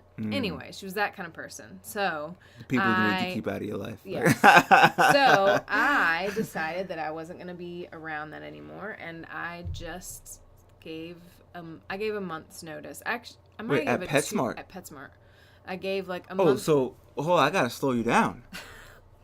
Did you say like, I'm gonna start my own business? Yeah, I was like, I'm just gonna so you made the decision. Yeah. So you knew, like, look, I'm bringing money into PetSmart. I could do this by myself. Like, they come to see me. They don't really come to PetSmart. That's exactly. So at that point, is that when you realized, like, yo, I'm on to something here? I could really. So was that the defining moment when you were like, I could do it, or I had people offering to invest in me, and I was like, and then I just started paying attention. Like, people loved me, and it sounds bad, but like, I get it. But if you've ever, but when you're good at something, you should know. Not even that. If you've ever met a dog trainer, like Shelly, she's amazing. But sure. With the Oakleys in the backwards, 90%. What's them shits cargo pants. The cargo pants with mad pockets for no reason. Hides, they're fucking weird. Brooks socks. Dog trainers are weird, like the lady with the boots and the big hair. Not that stat. That shit. The top job for socially awkward people. Yes. Oh, yeah. Was dog trainer. Dog trainers on there, which I don't understand because you have to be good with people. Like, you have to be good with people. That's why people like me more, because most dog trainers are weirdos, and maybe it's because they Googled, like, what's the best job? What's the best job for someone with social anxiety? Like what? If you just train dogs, that would be fine. But dogs don't come to you like, hey, I need you to fix me. Facts. Can you train me to sit and lay down and potty outside? No, seriously. Like, and someone, you know what's crazy? When I went back to my old job, I know Shelly's probably listening, and I called Shelly like, "Where the fuck are you? I want to talk to Robert." Fuck, I know he's listening. Hello, Rob. I'm still coming to wash your car, bro. And make sure you go follow Carlton's Car Wash on Instagram. But no, for real. But I went back and I was Shelly wasn't there, so I was. By the way, I also want to mention that there is 2 Shellys that's probably listening. That's hilarious. My Shelly and your Shelly. Right, like So we have 2 Shellys. So I know one Shelly was probably like, "The fuck." Like your Shelly was probably like, "The fuck is he talking about?" When I said it, and my Shelly was probably like, "Wait, what, Shelly?" Like. So anyway, big shout out to both Shellys. Lady at my job when I went back. Shelly wasn't there, and I just sitting talking to Rob. Rob had just left because, like, if anyone who knows Rob, I have to make those jokes to him because he can't even have the last word. I get the last word because I said it, and you have to text me now. Like, but anyway, that's my own personal digs. I sneak in there. Like Drake sends his subliminals. I send my little shit. I send my little jabs every now and then too. Anyway, so this lady was like, "Oh, you're still doing the dog thing?" And I was like, "Yeah." Like, and she was like, "Oh, you know, something." She said some shit like how is it being around dogs and not people? I was like, well, until they start driving themselves to where they need to be, I still see people. Like, I really feel like she was just like, yeah, what do you like? And I'm like, no, like dogs, yeah, they still need like, us. So, you know, don't forget. Anyway, so we're dog trainers. Yes, dog trainers are typically super, super weird. So I think that's why people like me too. Sure, and that's another, like, you shouldn't be socially awkward dealing with. I shouldn't say that. I shouldn't say that. You shouldn't be socially awkward. You shouldn't feel socially awkward. I never understood that, and I guess that's going down a different path. I do understand it because I have social anxiety, but I feel like you have to get in like a positive mindset to start coming out of it, and then once you start coming out of it, it's like a downhill thing. I don't get social anxiety. I mean, no, I don't get it. I think I should say the wrong word is I don't understand social anxiety. Like, what is? Everybody feels that little feeling when you walk into a room. You're like, ugh. Yeah. Listen. Off the record. I consider I'm not a cool guy. I'm not fucking. Right. I don't know. Like, I'm just a regular human being. Right. But like when I walk into a room, everyone gets that. I know fucking P. Diddy he's an ill dude to me. Right. Right? He feels that feeling like Obama. Obama's my man. Right. Obama's one of the coolest human beings on earth. If not, you know what? Time out. He is the coolest human being on earth to me. Like, I know he's like walking into a room like, yeah, here goes. Yeah. Don't tell, like, even LeBron. I know LeBron. Like, you can tell what LeBron. Everybody. LeBron definitely cares what you think. Yeah. Like, you know what I'm saying? Everyone feels that. So social anxiety is backwards. Like, everybody feels that. I don't fucking understand that. So I know I just went down my little rabbit hole, but that's why it'll all make sense later. But anyways, people consume themselves. So you knew. I'm jumping all over the place, but you knew you were good, and you could do this by yourself, and people wanted to talk to you because you weren't your typical quote unquote. Weird. I'm gonna use air quotes because that's what you got to do so people are listening to the podcast and watching on YouTube. I wouldn't have done that without video, just for the record, because that's shit that a dog trainer would do. And my wife does that sometimes when she uses air quotes. I'm like, oh, that's that dog trainer shit again. Like, fuck using air quotes. It's just the two of us. I'm with you. Anyway. Now, see, if this was a consult, I would have wrapped this up by now. But, because I know, that's why if I was interviewing, not interviewing you, but if I had to sit down with you to talk about my dog, I think we didn't said way too much at this point. Right. Like, but for the sake of the podcast, I'm actually curious. So that's where I'm bouncing back and forth because I'm asking you questions that I would ask you if I was hiring you to be my dog trainer. Okay. And that's how I would get to a good episode. Okay. And you know what else is crazy? You know what I just thought about? How I feel like we met through either a tattoo Instagram page or... Okay, that sounds crazy to say. Obviously, we exchanged whatever on social networks and for a while before that. But like initially, like however we came across each other in the early days of when dating on the internet was weird. Yeah. Yes. Like, where like now I see people's story they met on Instagram all the time, but like when we met, it was like, wait, what? You did like, what? You did what? You met off Instagram? So anyway.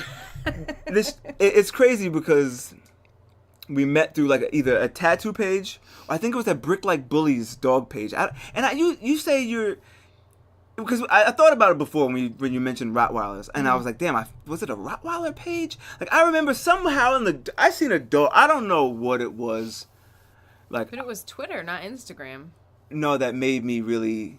I'm saying like if I was to hire you as a dog trainer, like if I was to really, because I mentioned direct messaging you, whatever made me come across you was like, it was like the combination of all the things. Right. So when I saw you were a dog trainer, like after a while, like I was like, oh wow, that's crazy. And I was like, oh, I'm gonna get one of those pit bulls. And I would definitely, I was like, she would train my dog. Like I was like, yeah. And I wasn't even, it wasn't me scheming on you like, hold on, is that, that's how I can meet her? No, that's fucking weird.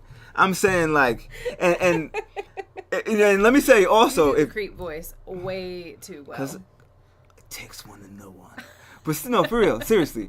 If I'm not gonna go down this road, but if you were, and that's what I say right before I go down the road, right? I know. See, my listeners, people say that to me on Twitter, like, you always say, and I'm like, oh really? And when I listen back to myself, you're like, yeah, I do. I don't edit it out because I don't believe in that, but let it fly. Yeah, I let it fly. Like I don't give a fuck. But that's what I say all the time. Right. You say something all the time too. Right. So anyway, go ahead. I let it fly just for the sake of whatever, and they let me know. Anyway, I'm not gonna do it. I promise. That's not even where I was going. That's why I say that to say this podcast. Anyway, so that wouldn't be how I was scheming on you. Like I'm gonna get a dog, and I'm gonna. Oh, I remember exactly where I was. See, that's why I could. It's harder not to say it. But anyway, because then I'll be fucking thinking about it for the next 20 minutes. So because I wanted one of those fucking things so bad. And then I guess like that was a little bit of a factor, and so I'm going about it as if that happened because you actually, I don't think I ever would have had and I'm gonna some crazy shit I don't mention. We don't talk about ex-girlfriends or any of that, but and like I hate that the podcast is running when I thought about it, but I stay authentic to it, so I'll speak my mind. But, like, I had a dog with a girl, but it wasn't really, it was different. Yeah. Like, I'm not going to say, I'm the motherfucker you should ask. Like, what I gathered is that dog training and being with animals requires a different level of patience. It requires a different level of, like, that understanding. I'm probably not the person for that. So I would be like, I want a dog, but we have this communication barrier where this shit's not going. I have a certain way of doing things. I don't change who I am for anybody. That includes a fucking dog. So unless we get some understanding, this ain't gonna work out and you can't live here. So like, so I don't count like it was her dog. Yeah. But I was just there all the fucking time. You know what I'm saying? Right. So I don't count that as my dog. Even though I was there from like day one, first day. But it was just different. Like things didn't go my way, I'll say. Right. Like, and that's where it's crazy. And this is getting off into something else, but with my son, right? No, I'm still rolling. Like he comes, we have a good time. He knows you, whatever. Like, with that, I don't think about that dog ever. Like, until just now. Like, that's why I thought about it, and I was like, no, I'm not going to bring it up. Like, I was just going to say it, and I never had a dog. Right. And then I was going to be like, I mean, granted, but we had dogs growing up in the house. My first dog's name was DOG, which is ill. That's genius. No, my pops is a genius for that. It's not. I had, I don't even remember. My dad used to just bring home dogs, by the way. And that's why I say it's not for me, because I've been there. Very young, right? And that's what scared me away from dogs a little bit, because Bo would just bring home fucking dogs, like like my dad would just bring home dogs. Like I'd be like, bro, what the fuck? And if I remember being young, like, what the hell is that? Like like what are you doing? Like, so he we had two Dalmatians, Chip and Dale. They're crazy. Dalmatians, I know. We have idiot neighbors who has a Dalmatian. Full shade. How did I forget about that? No, I don't know, because we don't think about them. That's where I was going with this. But and then we had. I remember the last dog that we had. His name was Petey. Because my brother. It was. What's that? No. Little Rascals that just came out. Okay. I want to get into that also. I want to get into the waves of dog names, because we talked about it, but I forgot about the waves of dog names. But I don't want to we don't want to offend any political connects, like I said. Maybe we shouldn't go down that road. I'll do it when you're not featured. But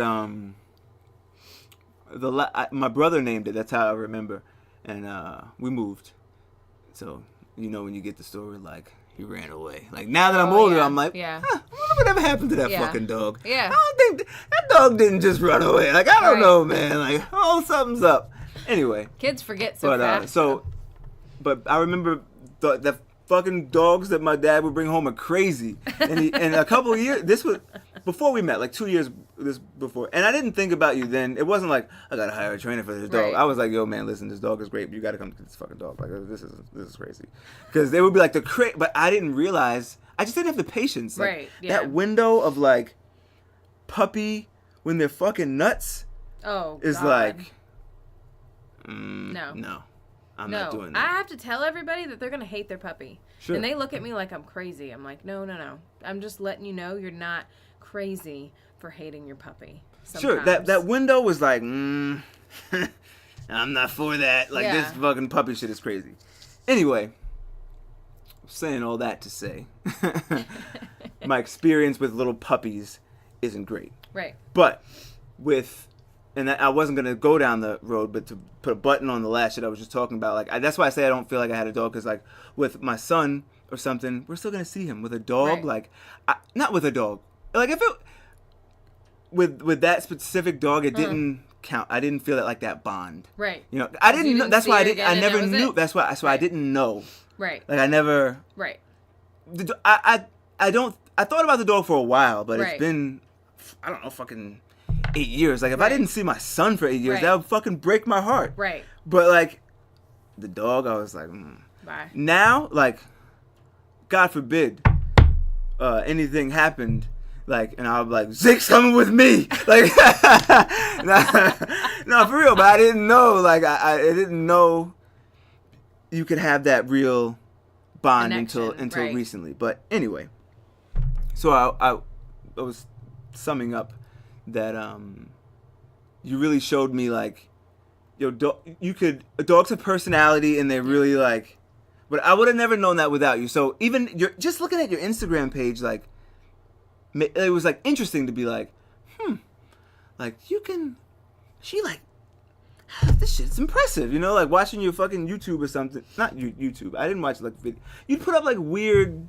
It wasn't like YouTube. It wasn't like a channel now where it's like you can monetize it and do whatever with it, and people. Not like you don't make. Like, there's people that make hundreds of thousands of dollars a week doing YouTube. When I say monetize, I don't mean like that. I mean you should be making it, because I think you have a gift and you should carry a camera with you all around. But that's another story. And me buying a drone to just follow you around. I can't wait till the robots come. It's gonna be awesome. But that's another story. I won't go down that road either. There's so much shit I feel like I'm holding back here for full disclosure. Sorry. It's killing me. I don't want to go too far. Like, maybe you shouldn't subscribe. Unsubscribe. Forget it. Go. Run for the fucking hills. So, back to you being a dog trainer. I mean, back to you. So, you were like, yo, I could do this by myself. I could make a lot of money doing this. Because at this point, it's not right. At this point, it's not $400 a week. No. Right. Like, I was making. Yeah, you don't got to go into the numbers. Okay. But I'm just saying, like, I was making good money, great money, and that was even more of a like. Wow, actually, you know what? Maybe there's people out there that want to be dog trainers, so I shouldn't hold back on them also. So to be fair. Okay, so I was making. By the time I left PetSmart, I was making roughly $50,000 a year, a little over, a little under, but like $50,000. Which was like. That's a lot of money. If you're in Florida, that's what I was gonna say. For you Florida, can buy a house for $100,000. Like, you can get more expensive houses, but like, you can buy. I bought a 3-bedroom, 2-bath for $112,000. Right. Like $50,000 a year is a lot of money. It's like living here. Right. When I first heard about how much it was to live here, I was like, what? People actually pay that? Yeah, like, sure. what? I would never. And the longer I'm here, I'm like, oh, that's actually not that bad. $3,000 a month, that's not that bad. Well, for an apartment. You say so. For an but apartment. Anyway. So you were like, yo, it's a lot of money right. in this. I knew how much money I made for PetSmart. You know, I was making the higher end of, I was making like $12 an hour and like 30% commission. So imagine 30% commission, like what I could have made without them. You know what I mean? And I was like, why am I paying them and they ain't doing anything? Sure. They don't even care about me in order to protect me from this lady who they wound up firing 2 months after I left, by the way. Sure. Because they had reasoning to at that point. It might have been 6 months, but it was 6 months, 4 months, whatever. But they wound up firing her. But I was meant to be pushed out because this is what I was meant to do. Right. You know? So everything went the way it was supposed to go, but that was how I got pushed out of PetSmart. Otherwise, I probably would have still been there. Sure. So you clocked the numbers and you were like, I'm going to do this by myself. Right. And how did you... So you, like you said, you gave... I think I gave it notice. 2 months notice. 2 months notice. Because it might have even been 3 month notice. I was like, all of my clients, I was like, hey, I'm about to leave, so get all the classes that you want to get in now. So I had a killer ending, and I just raked in class after class after class after class. Like, I got them all, because I wanted to do what I needed, you know, like, people that were like, we're going to come back for more, I'm like, now's your chance. So I wanted to give them all the opportunity, and I benefited from it as well. And then I also was using that to be like, hey, I'm leaving, you know. You need anything, I'm not going to be working here anymore. And I was offering, I couldn't do group classes, but I didn't have anywhere to do it anyway, because you sign a non-compete for 6 months or whatever. Which is fair. Right. So I did dog walking and private dog training in the home. And then I just kept doing that. And I did dog walking originally to supplement the training. And, you know, I didn't know how to promote myself. I had a Facebook, but, like, I'm not good at, like, promoting myself. I like word of mouth. And, sure. You know, it's harder to succeed in a place like Florida because everything's so spread out. So it's harder for people to talk to people to tell them, like, hey, this is the trainer you need. Like, here, it was, like, wildfire. Like, if one person says you, everybody else wants to use you, which is great, but it was really hard to make it in Florida, sure. Except for the fact that it was much cheaper. which is fair. Right. So let me ask you this. Okay. So being on your own, by then, are you confident in your craft? Or are you like, I mean, obviously you're confident. You're I trained thousands of dogs. That's what I was. Smart, yeah. That's what I was gonna say. Thousands. That, like, if you had to put Wilt Chamberlain stat on it. I have no idea. Like, I legit have no idea, but I know I had classes. Like over 5,000 dogs. Definitely. Over 10,000. Probably, definitely. Wow. Like, there were so many. I was there for 7 years. We were at the busiest store at our time. Sure. And I was the only trainer for the longest time. And, you know, like, we were selling. The good thing about You're the Wilt Chamberlain of dogs. You don't get the joke, but I'll explain it to you later. Wilt Chamberlain. I listened to your other episode. Oh. You talked about what was a having sex with 10,000 women. Yeah. And we did the math. And, it was like 3 a day. It was like 3 a day for his whole however career. Many years. Whatever, like that was some shit. Like, okay, how long did Wilt play in the? I'm sorry, I have to. How long did Wilt Chamberlain play in the league? We still gotta find. That's why I wish Wilt had a 20,000. 20,000 women. Christ. God damn. But you think you trained 20,000 dogs? Wilt, see that? Wilt is the. You think you trained 20,000 dogs? Yeah. Probably. Wow. There's so many. Wait, so I mean, I don't know. Listen, let me tell you how crazy that shit is. It's probably at least. I don't know. I'm just gonna tell you, 10,000 was crazy, and I was just gonna say there Wilt go again, setting more records. I was gonna say how he's the GOAT, and then imagine you trained more than 20, because that just doubled. But I was like, wow, goddamn, that doubled what I thought. I'm bad with numbers, but like I was there for 7 years. I was teaching 10 to 15 dog classes, like back to back, like the whole time I worked. Like, I trained so many dogs in that store. And we were right near a military base. So we had new families coming in and out. Like, they would come in. They would be there long enough for their dog to go through all the classes. And they would move away. And then new people would come in. They would be there long enough to go through all the classes. And then they would move away. Like, it was like it's just a great location. A great time to do it. And, again, people liked me. So it was like... It just worked out perfect. Gold. No. I'm just saying, but that's what I was gonna say. Thousands. No, that's why I say your number. Like that, you train 10 at a time. That, I was like, how would you know how many people you slept with at that large amount of number? Like that's a number that you can't see. You know what I mean? Like you can't see that in your head. Right. I don't care how intelligent you are, unless you have like the autism that you can see whatever and draw it or whatever. You know, the really whatever. But sure. Unless you have that, you can't see 10,000 names in your head. There's no way. No way you know that. That shit would be longer than the Constitution. No way that you know that. There's no way that you know that. Anyway. He would be dead. Where were we? Oh, back to, so, you training, I wanted to get on a serious note for a second. Not serious. I don't want to hype it again. The coolest thing that you've told me was the diabetic alert. Oh, okay. Dog. Yeah. That's when I knew, like, nah, she's different. I was really like, easy. No, that's what I was saying before. For you gotta have that gift. And I'm not. Listen, maybe it's just me, but explain what I'm. Okay, so explain what a diabetic alert dog is. It's basically dogs can smell stuff coming. So they can smell a drop or a raise in blood sugar. They can smell when you're about to have a seizure or sense it. I don't know. I think it's that they smell in your sweat. They can smell a migraine coming on. And the diabetic alert dogs, they smell it in your saliva. But like migraine, I know they smell it in your sweat. And you can teach a dog to smell that scent and then alert you. It's actually really simple. Like, so they do it naturally. How would you go about that? So like how did you train? I didn't even do it.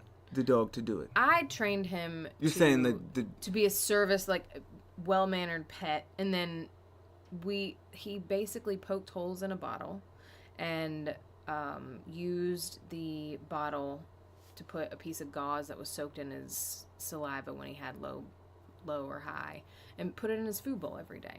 So you just associate that smell to food, and then so you can't say you didn't do that. Who the fuck would think of that? Like, well, he knew because he was diabetic, and he came to me and asked me about training them to get service certified,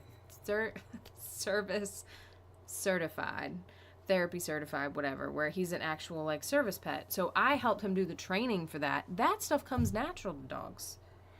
But you have people don't think about it, but there's books. See, it's like not every player is a coach. Do you understand? Yeah. So you look at it like it's no big deal, but right. I was like, no, that's fucking crazy. Listen, like I said, dogs are great, but you can't give the dog the credit for that. Like, no, right. Dogs are great. Like, a coach can't. I mean, I guess coach they do it like, no, I have great players, and they like, no, fuck that, coach, you're great. Like, you know what I'm saying? If you could bring that out of a person, and that'd be one thing, a person. A dog is like 5 times more impressive to me. I'm like, fucking thing can't even use words. So you got it to understand that, look, when you fucking smell saliva at a certain smell, it's like how I said, you explained the color blue to well, I didn't say it, but I repeated Harrison say it. Right. I got to give... I'm a Drake fan, but yeah. I tell you when I have a ghostwriter. Like, I mean, it's not a ghostwriter if you tell you where they got the ball from. So, like, it's like you explained the color blue to a blind person. And when he said that, I was like, whoa. That really, like, that wakes you up. It's like, oh shit, because you don't know. And when he said that, I was like, oh, I get it. Like, that's fucking impressive. You know what? You're right. That was very... You had to use you had to have a certain connection. You have to use a certain word, and you have to almost use feelings. Right. You can't use words. Words don't mean anything. You have to use, like, emotions, and you have to explain a color to a person who's always... It's like, yeah. How do you do... It's the same thing with me. And it's bigger than the...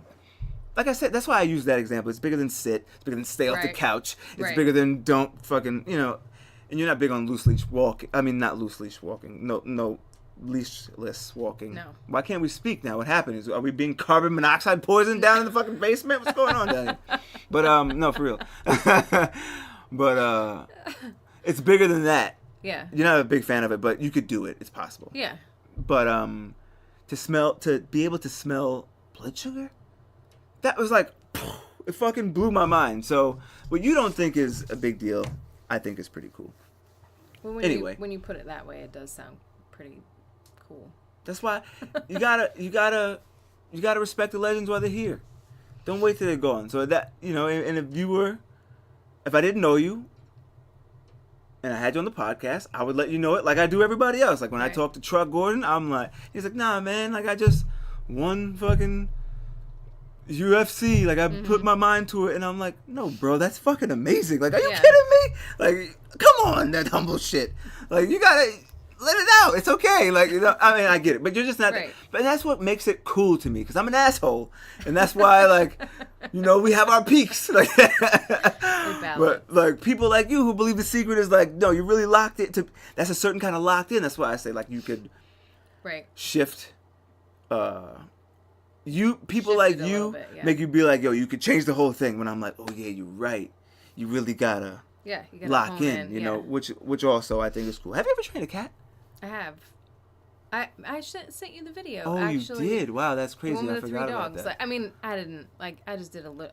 See, there you go. No, that's cool. Like, and I know, like, that's what you got to be a certain. It was the treats, you got to be a certain cloth. But it was the dog treats. But definitely that go to cat pastries. didn't like anybody. She was like, no, that cat doesn't like anybody. She loves me. She would come to me. Legit, I took videos of it because I thought it was so funny. And she was like, she really doesn't like people. And I was like, she loves me. That's crazy. You were attacked by a cat also. No. So everything ain't peaches and cream. No. So it may sound like them rosy life. You gotta be in it to win it. You gotta really love this shit. Like twice I was attacked by the cat. That shit was crazy. I wanted to go fuck that cat up, but I knew like it was. I'm insane. Like, nah, it's a cat. You can't kick a cat. This ain't the 90s no more. You go to jail for that shit now. You can't kick a dog. Kicking a dog is fucked up. Yes. You kick a dog, they should lock you away for like 8 months. But a cat, fucking cats are like. It depends. Not a real, not a one Ronaldo. That's attacking you. Yeah, not a Ronaldinho kick. But if a cat's like if a dog is attacking you, I'm not saying kick. It's different. Like. I don't know. I'm telling cats are assholes. I'm telling you, in that training a cat is even harder. In that moment that the cat was attacking me, I thought about like this must be what it feels like when you have a wild animal that's trying to attack you. Like that you can't do shit to stop. Like I know everything in the books to get a dog to stop. Unless they're rabid or something like super crazy. Like I would see that coming long before. Sure. But like. I couldn't get the cat to stop. Like, I was trying everything that I knew worked with dogs, and it was not phasing that cat. She kept coming for me, attacking me. Like, that was the craziest shit I've ever been through. That's crazy. Twice. That's crazy. She lives in the basement. So so even the owners are like, nah, this dog is nuts. They wanted me to come back for the dog, so they were like, levels. I mean, it's a finished basement, obviously. And so that's also their own house. That's what I respect about cats, though. Even though I think they're creepy, I respect that cat just be like, yo, I'm good. Like if I had to choose between being a dog or being a cat, in my next life, dogs need. Dogs they can't. They're social creatures. Even though your dogs are tough dogs, and we'll get into that also. They survive some pretty fucking tragic situations. Yeah. Which is unfortunate and was out of their control and anyone's control, but some that's another story. We'll get into that. But dogs, it was like they need somebody. Like somebody gotta. Cats would be like, nah, I'll be alright, bro. Right. And if you see it, in a bowl, and that's why I say you can kind of like brush a cat off with your foot, like, get out of here. If a dog runs up to you and like sniffing on you. You want to find its owner. You're like, oh my God, are you okay? You're not gonna get the fuck out of here, dog. Go fuck off. Fuck out of here. So, you know what I'm saying? Like, that's so true. That's a fact. Get out of here, cat. That's facts. Like, fuck, a cat comes up, you're like, ah. Cat starts walking up, like, get the fuck out of here. Like, even if you like cats. Even if you like cats, you're like, my cats will smell you, and it'll be weird because cats is weird. So, so.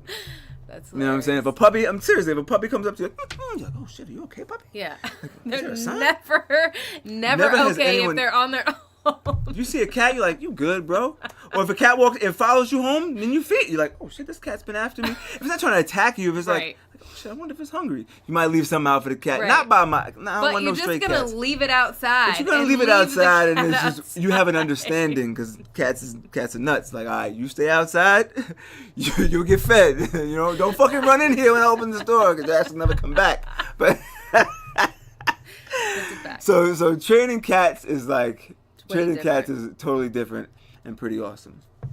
But it was something I was gonna ask you, but I forgot. Oh, you're also, and this is where shit gets personal, which I do again for my listeners. And don't worry, Lindsey's Dog Training people, we won't exclude you anymore. You're a part of the family, and you can subscribe too. Oh, it's just fucking around. That's what we do here. We make jokes, and we're not sensitive, okay? Because you're not sensitive, right? Say it with me. Like, right. Please don't be sensitive. See, some people will be like, no, he made her say it. She's a prisoner. Anyway, part of being married to you is also amazing because you're my zombie apocalypse plan. You're part of it. You're in it. You're in it. Like, and that's why I say, even if I just happened to fall in love with you because you were a good person and I just loved you. But even if I met you and we were just we were just gonna be cool. Like, say you were a podcaster and you lived in fucking Alaska, right? And you do your thing in Alaska, and I just linked on you with it. I would be like, listen, I would say to you, that's why I'm bringing it up. I would say to you, like, listen, this shit goes nuclear for real. We got to meet up somewhere in Oklahoma because we're gonna need dogs. Only thing Walking Dead is missing is they're not trained. Where's the dogs in Walking Dead? Yes. You know what I'm saying? Like, that's weird, man. There should be some wild German Shepherds running the fuck around Georgia. Like, there absolutely should be. The zombie apocalypse is great until you realize, like, oh, fuck, there's going to be mad animals around that are crazy. Like, shit ain't going to be the same. So I would have said to you, like, but, like, you really are my zombie apocalypse plan. Like, I would have said to you, like, listen, if the shit goes south, right? We got to get 5 German Shepherds to guard all court. And I know you could really do that. Like, that's what, and I'm just fucking around with you. Yeah, I know. Kind of. Like, it's like playing. A little it's bit, like, because we do have a plan. It's like, we got, this shit is fucked up. It's like 9th down on my reasons I love you list. It's not the zombie, but it's the Trump apocalypse. Nah, we ain't gonna go into politics, but I'm just saying, listen, have a plan, man. I hate to be a conspiracy theorist, but shit is. Look around. Look at what happened with Hawaii. Yeah. The message that went out in Hawaii. What did it say? Nuclear something. Yo, this is not a drill. Fuck. I hate. Sorry, listeners. This is when I know I'm being a dick because I should have had it ready. But I didn't plan on talking about this. Hawaii false alarm. There you go. That's why I love Google. What was the exact message?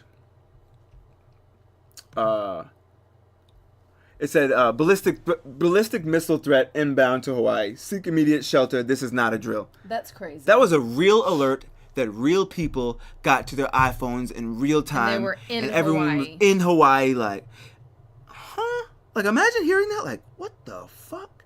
And you don't know what the fuck to do. I don't like to live my life that way, ladies and gentlemen. That shit, I feel just comfortable in myself that my wife knows what to do. Like, nah, if I would have seen that shit, I would have been like, game on. Shit just got real. Like, and it's fucked up. It's fucked up as the times we live in. But when I saw that, I was like, you're not wrong. Oh shit!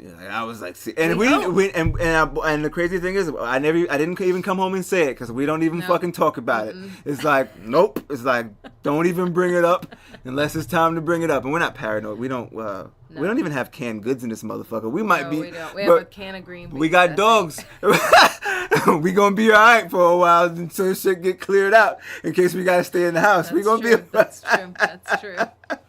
We'll be okay. So, like, knowing you, like, I think that's a cool thing and that's what I also think is cool about the craft, that you have having a real skill. Like, say you're a podcast, all these you internet celebrities, if the lights go out, this shit ain't gonna mean nothing. You know what I'm saying? So they don't have a skill that they can right. Even though, listen, I think about the car wash, right? I was talking to my friend. Big shout out to my man Ronnie Mason too. he's teaching me a lot about the car wash game, right? So he was like, you didn't have to get this big ass generator, Bo. Like, you could have got a regular generator, because he knows I'm kind of over the top. Like, when I say I'm superficial, I don't really mean superficial. I'm just over the top with shit, because I want the best of everything. Right. But it's always gonna make sense later. So he was like, you didn't need this big ass fucking generator. I'm like, bro, listen, let me tell you something. If I'm gonna buy a generator for a fucking car wash, I might as well be able to use that shit in the house if we get a fucking blackout or something. This shit might as well get its full use. There's no point in having a fucking generator in my basement because it ain't strong enough and we gotta still be in the blackout and we can only plug our phones in. Cause no. So like you really have to. It's fucked up, but I really factor that in. Like, oh, actually, like when I was like, oh, I just need a small generator to fit in the van, and I was like, actually. I was like, if shit really goes south, we'd probably need this. And then I was thinking about the water drum. I was like, we'd have clean water for a while, at least. So, all right, listen, man, this ain't totally a really gamble. Like, this car wash could be a really good safety plan if shit goes south. Like, I seen Walking Dead, man. I don't know, but no, funny. seriously though. You haven't told me that. No, that's why I say this is a legit conversation we would have off the podcast, like I do. Like when I say I'm having fun, I have to do it, even though this was supposed to be a serious podcast to me. But you guys, I'm so immature. I don't let this moment slide. I'm sorry. I hate to apologize too, because I don't really care. But like, I care about you, but I don't give a fuck if you understand. So. So it's cool that you have a skill, like if you could, and that's why I think that's what. I'm gonna jump ahead a little, and I'll move on with the point. But okay, that's what also I recognized about you, and I thought was cool, that like about just a business standpoint, having a skill like that is creating income. You know what I'm saying? Like if you how many fucking car washes can you wash? But in the year 1800. You could do the same thing and make a good living. Like people will come to you with corn and fucking barter, and you could be like, oh, this is what I do. I could give you a Doberman, I just mentioned a Doberman. Whatever. I could give you a Cujo. This could be your Cujo in exchange for whatever. Because I was thinking about like the Book of Eli. Like I thought about that book also when. We were talking about like nuclear situation. Like when I say Walking Dead, like the Book of Eli, like I Am Legend, even Will Smith. Right. That was another thing, and that's why you know what's crazy? Because I'm such a psycho that my listeners know. That was around the time where I'm like, when I saw I Am Legend, I was like, I think I need a dog. Like I was really like, you know what? You do gotta have a dog. Like I was like. God damn it, Will Smith, you a genius. And that was whatever year that was, when I was like, I gotta get a dog. And I knew, I was like, nah, German Shepherds, those are police dogs. Tricky. I'm a little, me and those are a little on the fence. I never know what I'm gonna get out of those. So I don't want one of those. And I like pit bulls, but I like that those brick-like bullies, whatever. Mm-hmm. I believe it. I'm referencing the Instagram page that we follow. Big shout out to that dude. He's a pretty cool dude. He made me like, I'm like, that dude has him. Like he breeds them. So I was like, oh, this is brolic. So I know I could get one if I wanted it. I know he's like a reputable guy. You know what I'm saying? I'm reputable, but he had an Instagram. You could research it. It was on paper. It was actual business. He gave you a certificate. It's a whole big shebang. Right. So I was like, I can get one of those. And you know me, I'm impulsive, but I didn't do it, luckily. Anyway,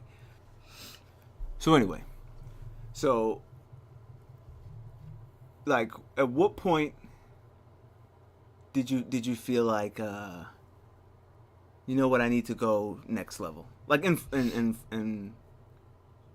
Florida. What do you mean? Because you say you want the best, right? And you would do when you quit PetSmart and you were taking on clients. Oh, I was on I wanted to own the building. I wanted to, as soon as I left PetSmart, I was like, I could do this on my own and make a lot of money, Sure.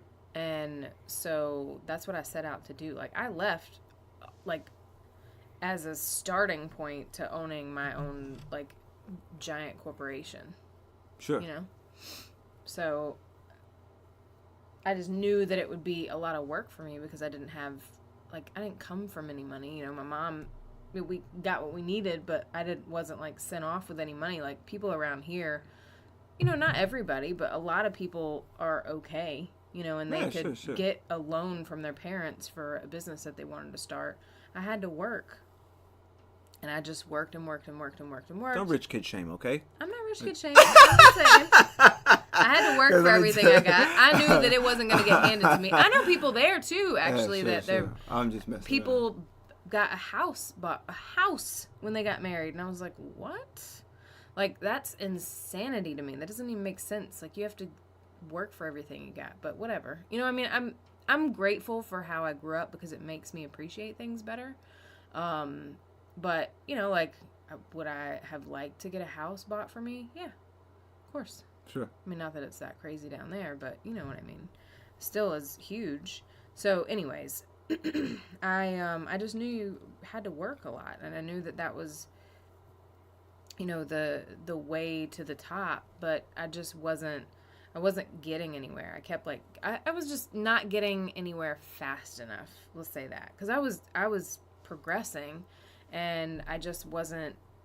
I'm very impatient, and I feel like I want it now. Like I wish I had the money so I could just do what I wanted to do now, rather than wait until I have to work 10 more years to do what I want to do. You know what I mean? So I just kept working, and I was progressing, but not as fast. I ran into 2 buildings that I was gonna get. That something happened, and I had to spend my savings, and I met you. Hey. And moving up here was terrifying. Not because of you, but because I was supporting myself, and I moved up here and you didn't want me to work at PetSmart again, which I'm really grateful for that. Nah, you ain't got to get into that. Don't get all much weird. I'm just saying, I'm glad that I didn't work for PetSmart because that would have been suicide. You know what I mean? I didn't need it. It was a stepping stone but I didn't realize I thought I built that clientele. That's why everybody loved me. I didn't realize that. I guess that just people love me. You know what I mean? I didn't think that I could just move and start it back up. Sure. Just like that. But I did. So you knew so in Florida it was more people loved you because the area was familiar. Right. But you didn't feel like you could do it anywhere. No, I had no idea. But I also never dreamed of moving, so it wasn't even in my. I never thought about that. Especially in when it's 30 degrees outside. Yeah. Well, or -10 like it was a couple weeks ago. Yeah, I definitely wasn't in my plans to move up that's another reason why I'm even myself, I think about it a lot. When I walk outside, I'm like, damn, it's brick outside, fucking freezing. And I was like, she moved from Florida. That's real love. That shit crosses my mind a lot. I'm like, oh my god damn, we would have had to meet in Virginia. That shit is real love. This shit is crazy out here. When I look at, because I have your weather app. I mean, I have Pensacola in my phone still. Just why would you delete it? Because for moments like that, when I'm like, I wonder what it is in Florida right now, I'll Google it. I mean, I'll not Google it. I'll use the app. It'll be 76 and sunny, and I'll be that shit is crazy. She's amazing. She's a good person. But I like it better. No, but it's cool also. How is it adjusting and doing dog training in the snow? Well, I guess you're inside for most of the part. But walking though is how was it? And also, not to cut you off, but because I know where you're going, but I want to go back to the early point of it. What was it like when you started? It's weird. It was weird to me when you were walking on snow and you were a baby, and I was like, "The fuck is wrong with you? Are you okay?" And you were like, "This is," and I was like, "Oh shit, you've never been in a obviously you've been in a blizzard. It snowed in Florida before." No blizzard. Not blizzard. Yeah, right. That's what I was gonna say. See, I never really been in snow. No, but you guys get a little bit of snow and shit shuts down, whatever. Right. But in a couple of days, that shit is gone. Yeah. Because it's gonna be probably it'll be 40 degrees. It'll be 40, plus. And then it'll rain at a 55-degree day, and it's over, whatever. But when you were walking on ice, I was like, oh yeah, she's never had to maneuver in this shit for a couple of days. I was like, wow, everything closes down. You don't go anywhere. You stay in your house. Wow, yeah, that's crazy. That. How is that? How was the first time? Because I'm saying it when I first saw it, but I prefer full on blast me with a blizzard rather than the stuff that happened today. Like this morning when I was walking Riley, I was walking and like where, I don't think it was icy still when you went, but it might have been, where the cobblestone between the condos are. Sure. Super slippery, but it was raining when I first started. So I was just walking funny. and it was raining, so I didn't expect any ice, and then I was like, and I was like sliding. Like, and it was like surprise ice, like no, and I was like, oh no, this is not gonna be good. I don't have my yak tracks on, so Yak tracks are hilarious. For those who don't know what the fuck a yak track is, it's like mountain climber. It's amazing. Not mountain climber, snow trekker shoe wear you put on the outside of your shoes. But it's has so like you spikes don't, in it. Yeah, but it's so you don't slip and. Which is right. Yeah, sure. like I've met plenty of people that have fell. Can I tell you something funny? Also, Tell me something funny. The lady who walks through the neighborhood, we bump into each other. The lady we see normally when walking Riley at night. Okay. Yeah, when I'm, with the little dog. When I'm being security. I saw her and she was like, oh, I was like, oh, hey, how you doing? You know, I waved, which walking dogs made me wave at weird people that not weird. I don't want to call it weird, but weird people that I normally wouldn't have. Like right. I'm a kind of person that's like look down. Not look down, but like don't make it awkward. I wouldn't wave to you from across right. the street. Right. Like I'm not that kind of guy. Right. Like I'm not that friendly with anyone. Right. Now when I'm like, all right, I see you fucking 4 times a day. It's right. like our office. I'm right. like, yeah, hey, from across the street. Right. And because I'm like, all right, you're old and you don't mean any harm. Like right. You don't have any friend. I don't mean it like that, but like I don't. Right. I see you. I'm not right. gonna ignore you. Like right. that's fucked up. Like. Because you're a good person. Yeah, like that's fucked up. Because I don't want you to like. I don't make it weird. Like right. I see you. Like, right. It's harder to ignore someone. Right. So that's why like dog walking made me fucking wave. But anyway, I happened to see her and I waved at her like my normal like, hey, how you doing? And she said something and I was like, wait, what'd you say? And I like went a little closer and she was like, oh, the cobblestones. She mentioned the same thing. She was like, it's ice there. And I was like, oh, thank you. I was like, be careful. And I was like, oh, I should have said thank you. But I said it like, the fuck are you telling me for? Like, I was like, wait, what? I'm not going to slip. And the crazy shit is, I haven't fell in like 10 years. Fucking bust my ass. And I was like, oh shit. I was like, it's dangerous out here. I was like, I gotta go back and get the QuickBooks or something. This life ain't for me. Like, I told you, like, you need to put those on your shoes. I know you think that you're tough and you can't fall, but I play percentages. You gotta play the percentages. That percentage, I've stepped over that. Real quick. I'll be 30. Like, that's the point. No. That's the point. No, that shit is no, absolutely not. I was just thinking like, damn, I haven't felt in a really long time. Like that was crazy. But anyway. I would much rather have a full-on blizzard. Because then everything shuts down. So that is easier for me than just a little bit of snow and everybody expects you to still come. And it makes me nervous. Like, I don't like doing it. I don't like my walkers doing it. Another, and I sure. get it. But, like, I would rather have a bunch of snow than, like, be like, is it safe? Is it not safe? You know what I mean? So. And then that's why I say it's a big adjustment for you also. Because I know in Florida, things would be a lot different for you. You know what I'm saying? Not in a bad way. I know you love it here. There, like you can't walk from like 11 o'clock to that's what I was gonna say. That's what I was gonna say. On the other end, right? It's like things death hot, like melt your skin hot, like awful, like literally. And you get in your car and it's like an oven. That's also what's crazy to me. Where like I don't mind. I love New York, and I told you when we first met, I was like, I'm New York, like born here, I'm gonna die here. Like there's no other place for me for real. Like even though I would go to California or some shit, we talked about LA, but I think I would miss the seasons. Yeah. Like I would miss. I don't want to just go cold. I would have to come back and forth. You have to. Like I want to be. But I would be okay with going somewhere else and coming back and forth.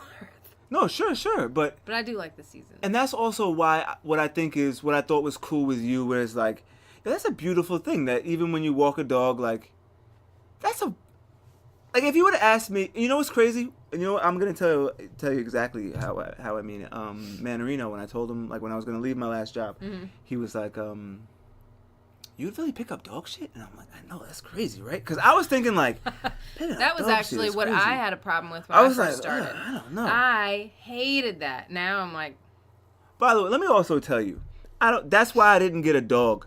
So people who don't pick up their dog shit, you're a piece of shit. Yes. Yes. Let me tell you that also. Like, that shit is fucked up. And I see that sign where it's like, who is out there giving tickets? Because I need them to give and that's another tickets. thing. And I'm not that kind of guy. I don't believe in parking. That's what I'm saying. Like, if you double park, or if you're parking not in front of a fire hydrant. Right. Look, if you're parking in front of a fire hydrant and don't no fire come, I don't feel like you should really get a ticket. But, like, you know what? It should be like, yo, if Your you car park in should get no, but messed if you're up. parking in front of a fire hydrant and there's a fire and you don't move that shit, they should take a plow and blast your shit off the fucking streets. Yes. Because you fucking deserve it because you're an asshole Right. and you heard the sirens and run outside because you're being irresponsible. Right. With that being said, I'm not that kind of guy, and you know me. Part of my reason for wanting to be Denzel in Training Day is for this reason: people who don't pick up their dog shit, drives me nuts. Like, it makes me crazy. It's like, since the snow melted. so when I see that sign, it's like $250. I'm like, who the fuck is giving out the fine? That shit to be 1,530 days. Like, yes. If I gotta step in dog shit and I didn't do it.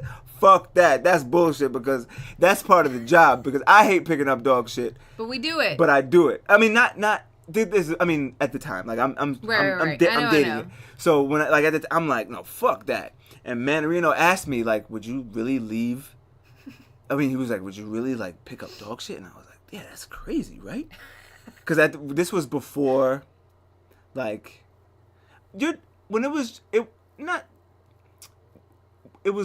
was like not early on, but I was still working a full-time job, so it was different. Like, I had a day that I had 8 hours I was gone and out of the picture. Right. What could I do? I couldn't do anything from there. So he was like, would you really pick up dog shit? And then I started to like think about you. I'm like, you know what? I'm outside all day. This shit is actually better. Like, I get to see the seasons. I've always worked at a job where granted, there was no windows in that office. That played a little bit of a factor there. Like, that was definitely like, wait, hold on. I get to see the world. Like, so it was good. And when you talked about, like, things happening for a reason, like, maybe that was just my fate. Or maybe it was this one little fucking skylight that I'd be like, oh, it's raining. Like, I'd hear, like, I'm like, oh, shit, it's raining out there. Who knew? I didn't know it was going to rain. Oh, shit. I forgot there's a world out there. So when I was like, And then, and you know what's crazy? When he said it, I was like, but, like, now? I'd be like, bro, no, that's the least of my worries. Picking up dog shit's like second nature. Yeah. If you just pick it up and get it out of the way. And I was never that kind of, like, even my dad's dogs. That's why I was not big on dogs. That makes sense. My dad just lets it run in the backyard and leave it. Yep. And I was always a sporty, not sporty. But if you have somebody in the backyard, sporty you have is crazy to clean to say. it up. People who say this sporty Athletic. play softball. Like, I shouldn't say sporty. That's a bad word. No shade to those dudes who play softball, but come on, you know what you are. Like, we're being realistic. So. But I was always an athletic kid. I was always doing something. To step in dog shit, like, fucking, from very young, like, it was like the worst thing ever. And especially after a pair of J's, you done all types of shit all summer to get. And then you fucking step in dog shit, you be like, are you kidding me? These things will never be the same. And, I mean, granted, it was different. Like, but, like, that's not, So it was like a whole big thing. But, like, now I'm like, yo, that's a beautiful thing. Like, that's not beautiful, not dog shit, obviously. Right, but being outside. Being outside and being able to enjoy yourself. And if someone's going to pay you to walk their dog, why wouldn't you do that? Like, I'm like, that's actually pretty awesome. You know what I'm saying? Like, that's actually like, that's... So if he asked me, like, today, this was, I don't know, how many years ago at this point? This was like 4 years ago. 3 years ago, at least, at this point, right? 2. No, I've almost been gone. I guess this is like... But was it 2016? This should get too personal for the podcast, but... Anyways, it's been a couple years. 15. It's 2018. Time goes very fast. Oh, was it 15 when you left? When you got... Oh, when I got here. No, I'm talking about when you got incorporated. When things got... I don't remember. It's happened so fast. That's what I'm saying. Fast, but it's been a long time, but we've done a lot of shit. It's been almost 3 years. So we've done a lot. Yeah. 3 years later, okay. I'm like, if he asked me, like, you would really pick up dog shit? I'm like, absolutely. Right. But I started out that way. For the vegan meal she's paying? Like, you kidding me? Why Seriously wouldn't I? though, like I used to cringe. I hated. That was the one part that I hated when I had to do dog walking to supplement income, was picking up the dog poop. And Me too. now I But don't even now care. I realize it's all breath work. It's all Yes. like, You gotta can't breathe. Yes. Just don't breathe. And it's bag about it up. a good poop bag. gotta I have don't it. buy That's those hilarious. cheap poop bags. And my walkers don't carry cheap poop bags either. We supply good poop bags. The thick ass, listen, let me tell you handles, also. so you can tie it off and carry it on your finger. That's a fact. Let me tell you also. That was part of the deal that convinced me. I'm an asshole, ladies and gentlemen. If you didn't know, I'm a nice guy, but I got rules for real.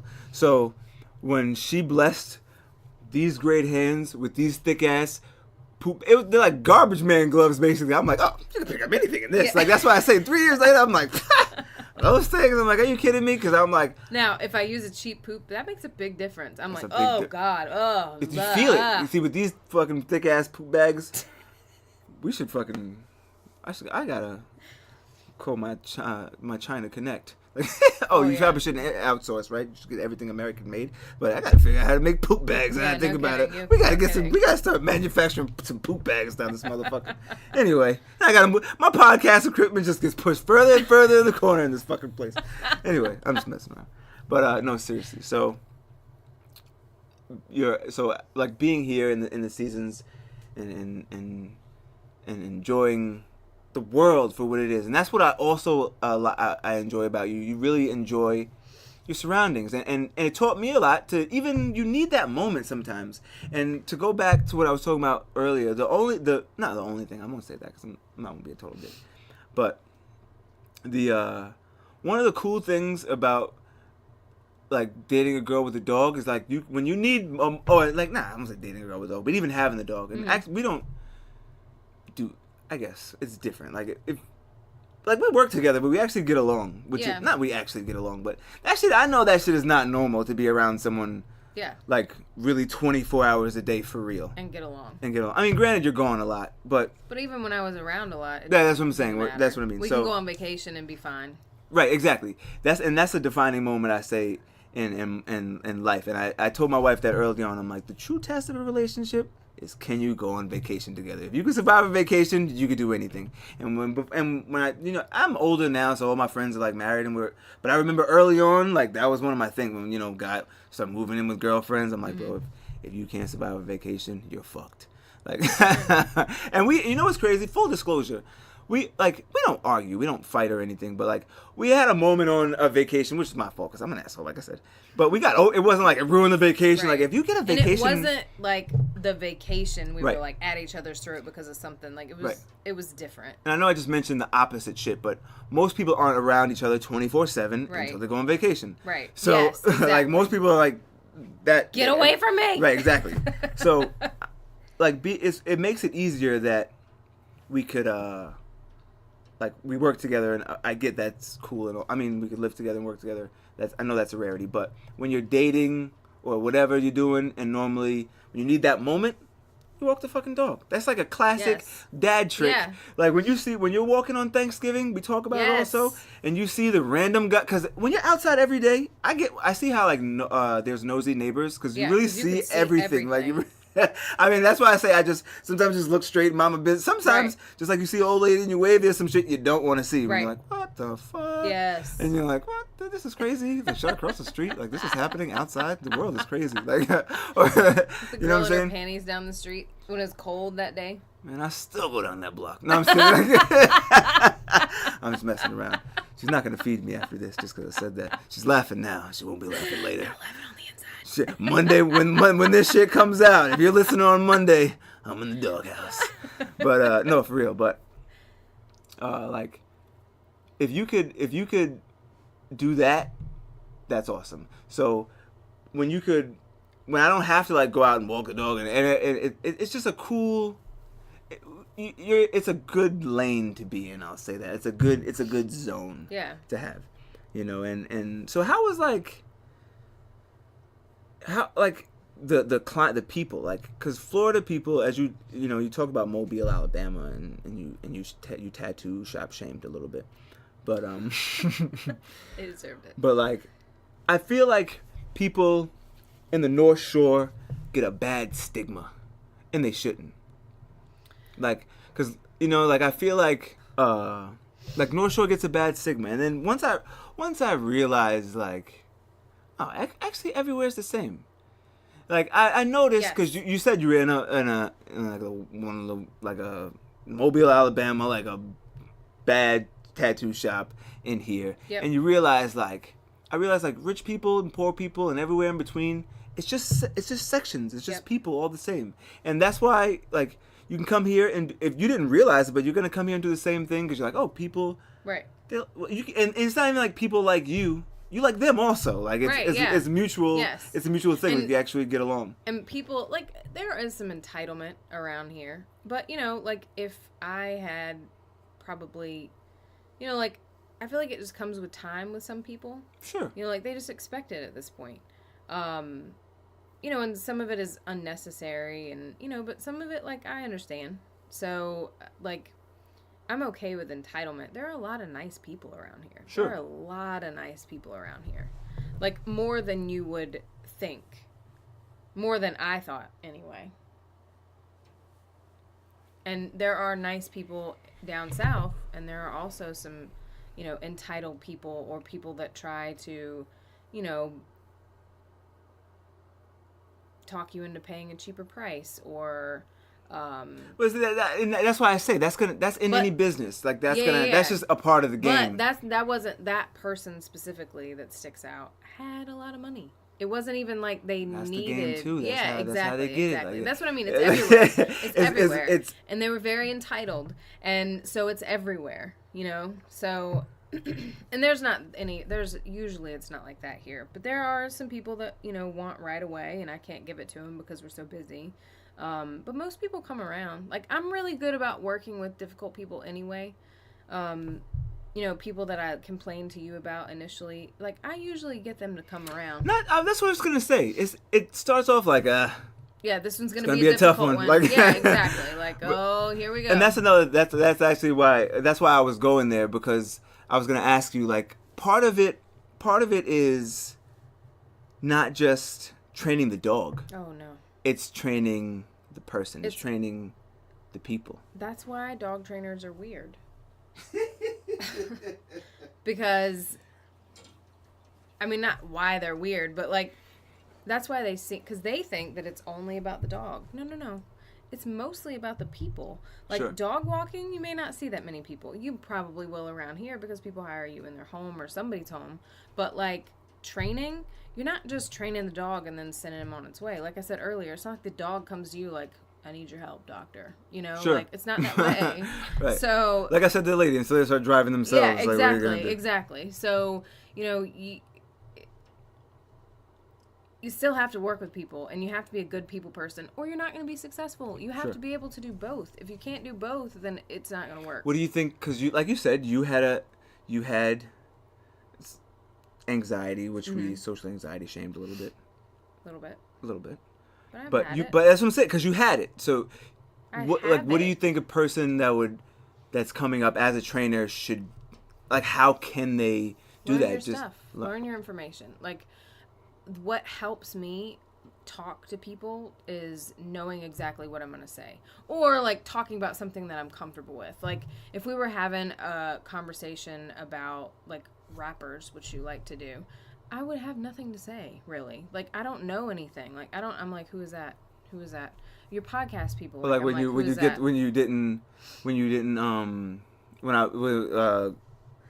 he was like, More Life was a playlist, and we both laughed. Yes, like, and I'm like, I have no joke? idea what this is. I don't get it. I know you actually what texted I know. me like, wait, I don't get it. I was like, what was so funny? I totally missed it, and I tried to replay it, had no clue. Like, I can't have like, those situations make me awkward. Like, make me feel awkward. Sure. But, like, if I know what I'm talking about, I can talk about it to anybody. Like, to anybody. And I feel comfortable doing it. And the more you do it, the better you feel. The more you do it, the better you feel. So, even if it comes out a little weird at first, the more you do it and the more you know your stuff, like, that's what makes it easy. And then just the more, like, you know, I've had issues in the past, like answering phone calls because I missed a call. And then I'm like, oh, it's been like a couple hours. And then I would get social anxiety about how they're going to feel when I call them back. And they're going to be mad at me. Sure. And then it just pushes it further and further away. And I've had to dig myself out of holes like that where I've had a couple phone calls that, you know, I would just delete, you know, after a while. Really? Yeah. But once you, like, all right, I'm going to answer the phone. When you, the like, next time early it on. rings. Yeah. Like, early. Yes. And, you know, once the phone rings, which now we have a manager on duty to take my new calls, so I don't have to worry about that now. But, like, I'll talk to people if they call. But if you get into a slump, I think it has to do with your mood. Like, I don't know that for sure, of course. I'm not a scientist. But I think if you're, like, in a downward, you know, slope, then it brings out those bad things in yourself. You know what I mean? Like, because if I'm like, all right, I'm going to I answer a phone call, it's easy, it goes way better than I would have imagined it, and I'm like, oh, okay, that wasn't that bad. And then I'm on the, you know, and then I'm back on the up track. You know what I mean? So right. You have to just kind of, like, all right, you're being ridiculous. You need to get it together. And then you can go right back up. Like, sure. But it's like, you have to think about it. You know what I mean? Like, you have to just do it.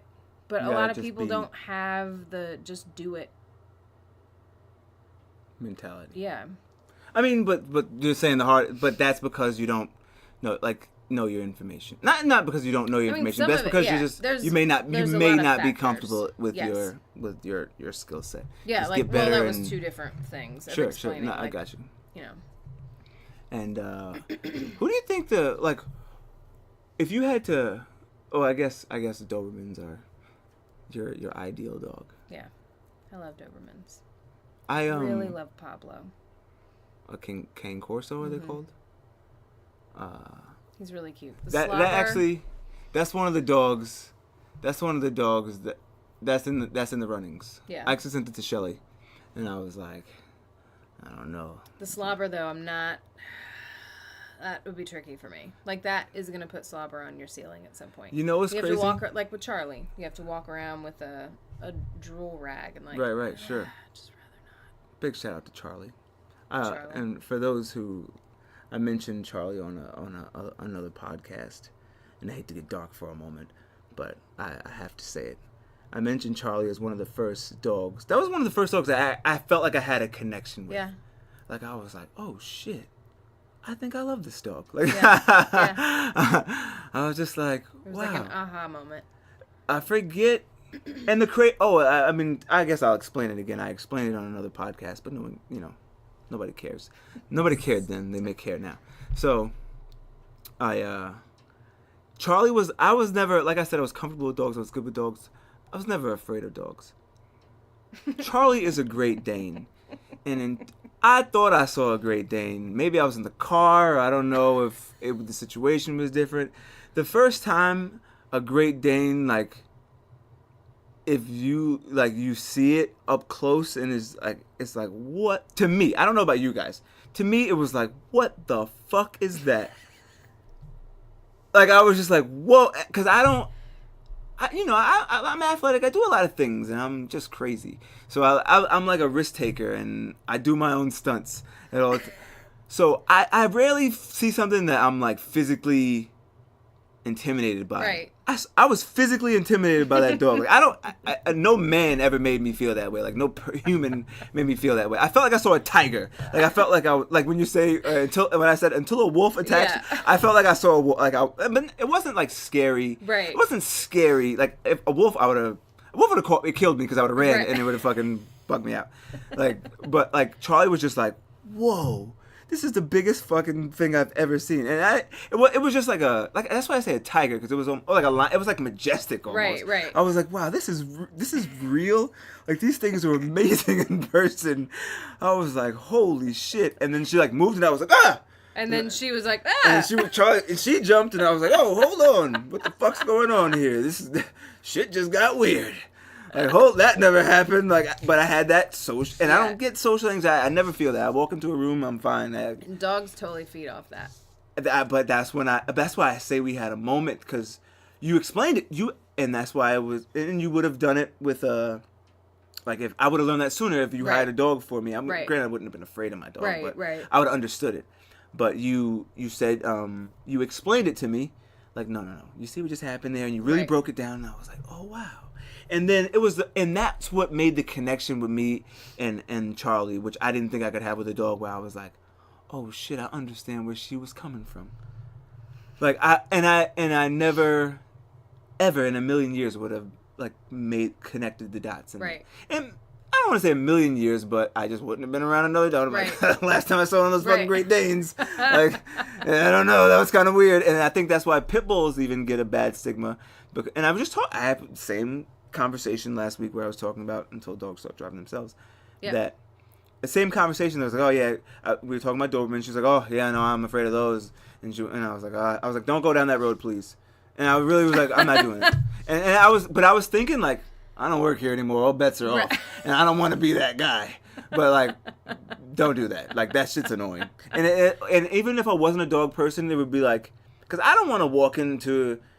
That's the problem. That's what was wrong. And I'm all for a little equal opportunistic stereotyping, and when it's due, like you gotta, right. and when it's a good joke, Right. Because I got a very diverse group of friends, and we Right. throw jabs at each other, Right. Which I meant, you know what I'm saying. So like me and Playful. Rob, like you see how me and Playful. Rob, we're Right. just fucking around, Right. Kinda, like no, for real, but like we just a certain thing, but like. Right.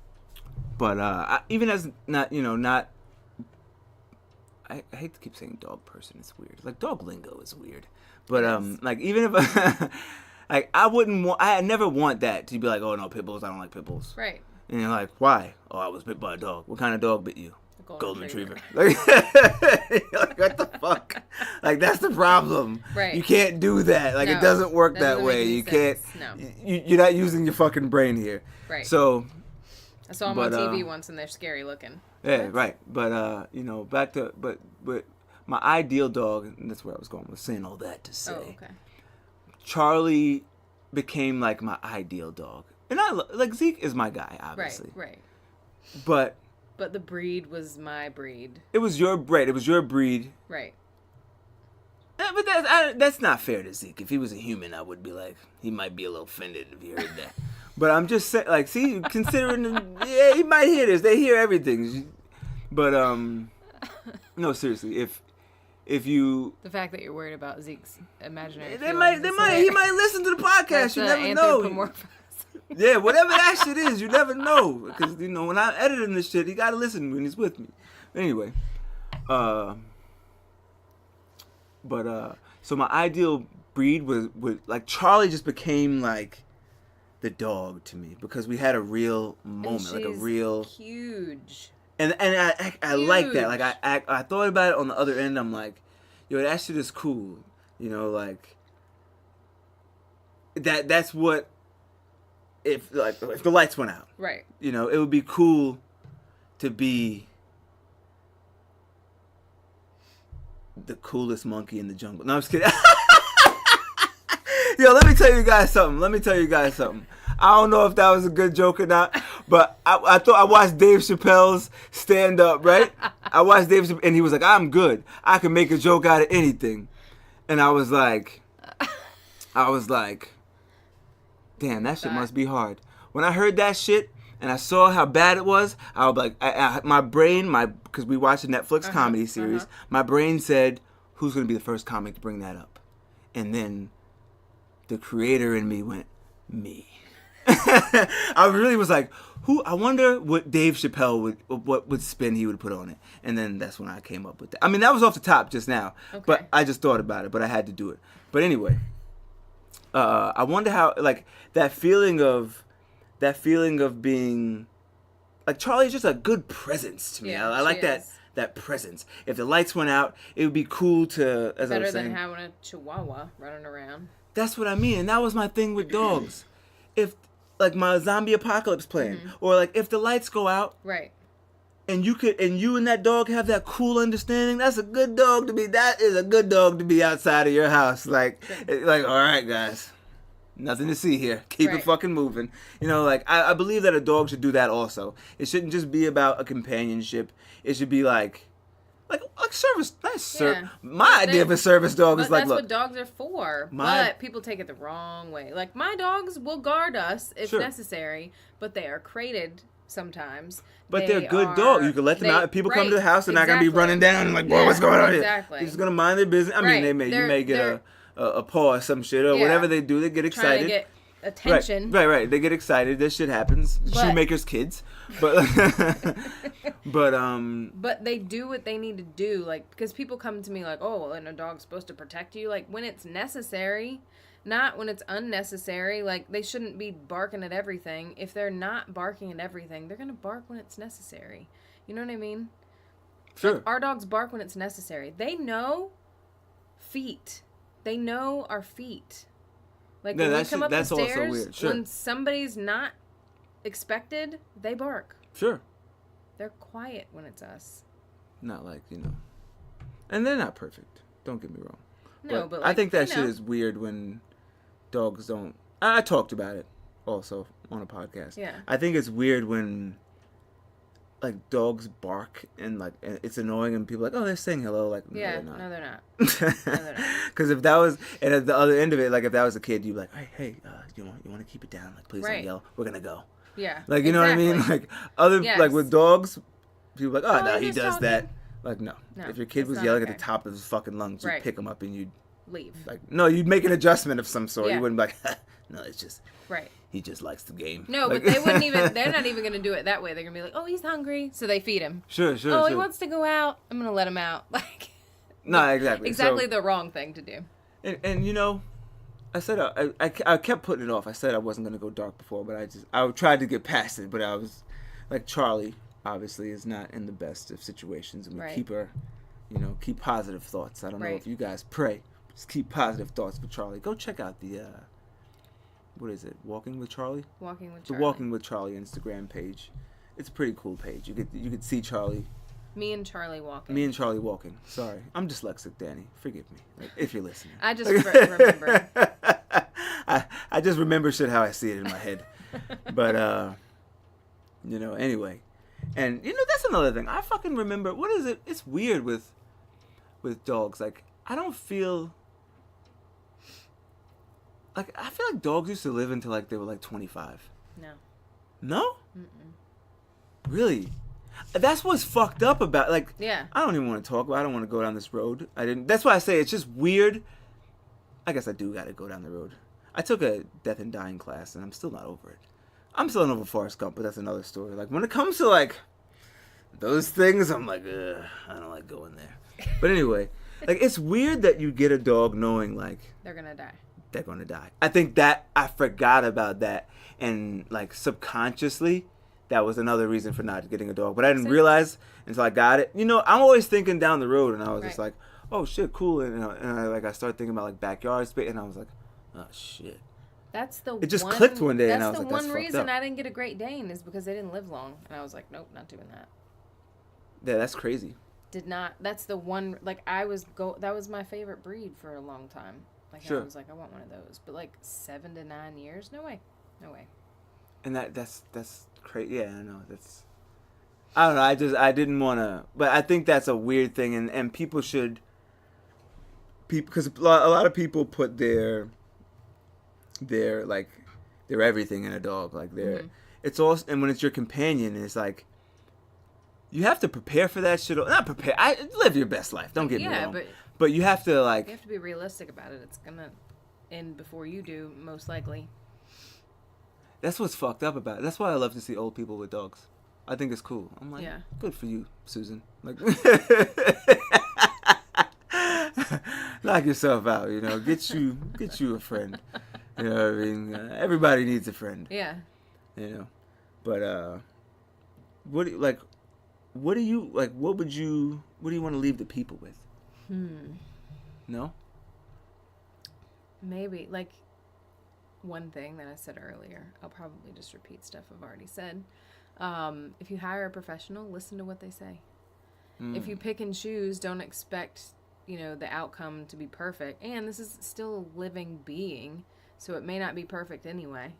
But if you're not doing what the professional asked you to do, then you shouldn't expect it to be perfect. Most people are realistic, but some people are not. See, that's where I think it's tricky. If you were a plumber, pipes fixer, it's not. You know, and Right. like if you were a painter, Right. it's fucking painted or it's not. Right. I mean, we're granted, doing people are this gonna have with- complaints about that too, but Yeah, but you know this what I mean. is, we are working with something that A doesn't living speak thing, our like- language. Yeah, a Right. living thing that doesn't speak our language, or it's a different species.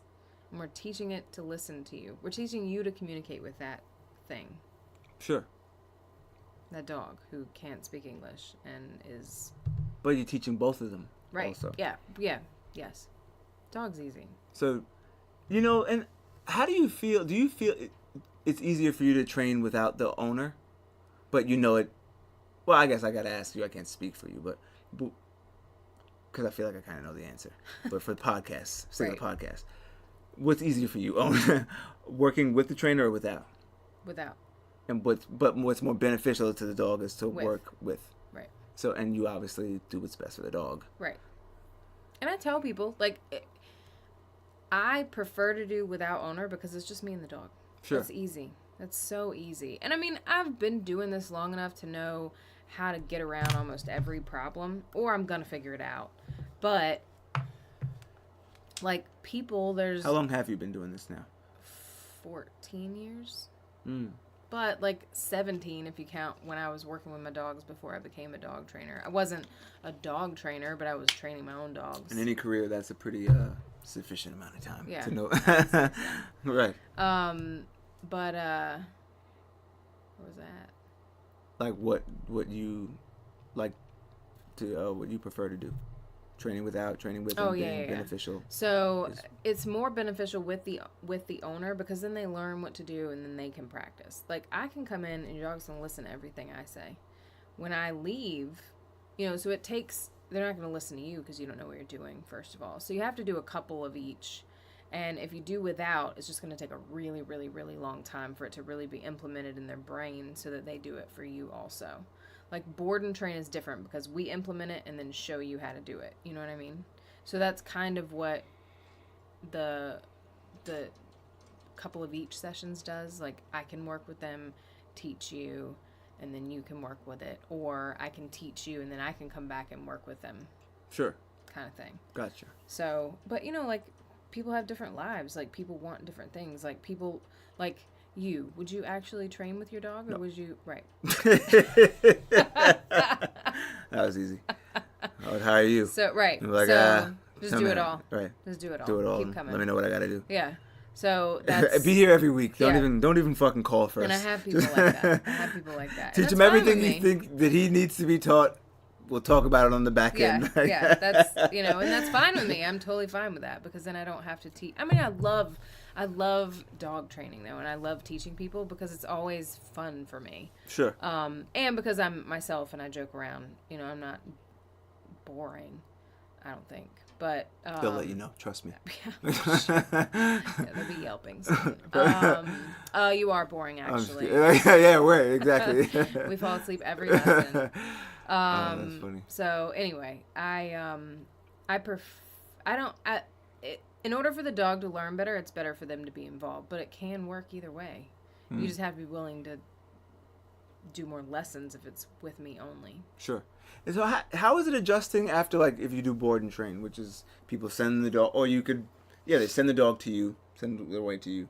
It depends on how they work. Like, you have to upkeep it. And any training, whether it's, you know, me coming to you, you coming to me, group classes, board and train, whatever the dog learns, like, you have to keep it up. Like, if I tried to get Remo to smell money, he wouldn't remember. I'd have to remind him. It would be fast to come back, but they have to be reminded. Sure. You know, like, they don't hold on to that. It's like us, like, pretty sure I took geometry. I know that for sure because I made like 100 and something. Like, I made more than 100. I don't know anything about, like, I can't tell you Sure. shit about geometry right Sure. now. True. It's the same thing. True. So if you don't work with them sometimes, sure. like, they're going to lose it. So it's not that you can't teach an old dog to do tricks, but you just No. need a refresher. That's all. You need a refresher, Like- yeah. And, like, if your dog lost it, refresh it. You know, Sure. so training is ongoing, and people forget that and they don't work with their dogs, and then the dog loses it all. So you have to maintain training forever. Like, just a few things once a week, like ask them to do a command. Keep momentum. Like, as long as they can practice. With a treat. Exactly. One command a day with a treat, or one command a week with a treat. It doesn't matter. Just something. And the treat is big also. Yes. Oh, God. Like, it's really annoying to me. Sorry, I keep interrupting. No, please, do your thing. It's really annoying to me that there are trainers out there who make people think that treats are a bad thing. It's really annoying to me. Like, my dogs are not as great as they should be. I know that, but that's because I literally never work with them. But they still do what I want them to do. Shoemaker's kids, like I said. Yes, exactly. Like, I have an excuse. I train people's dogs and walk dogs all day. When I come home, the last thing I want to do is do anything with them. I've done the bare minimum, but they're going to listen to everything I say. Like... But, see, that's what is also different. And I don't have to have a treat. You know what I mean? Like, people make treats out to be such a, like, oh, no, you shouldn't use treats. I feel like it's a ploy to get more money. You know what I mean? Like, from trainers. When trainers are like, no, don't use treats. I mean, it's like, we're going to do this the hard way. Right, exactly. That's what I feel like. Like, why would you do it that way? You could skip 1,000 steps. Sure. 1,000 steps. And that's another thing that I don't understand with dog trainers. Like, first of all, they're fucking weird. And they're gonna be your inbox is gonna be on fire. You're asking for it. But like the ones that worked at PetSmart with me, 90% of them, I interviewed them over the phone, and I was like, all right, they're a go. No, they're not a go. They're a go. Oh, so I forgot about that. You trained trainers. Yes. So you have trainers in the world that are like, right. Oh, she trained me. Right. So, that's awesome. And some people didn't stay trainers. That's fine. It's not for everybody. Some people drop out of college. Exactly. You're still like, exactly. Yeah, right. Exactly. Like, so, like, I don't know. Anyways,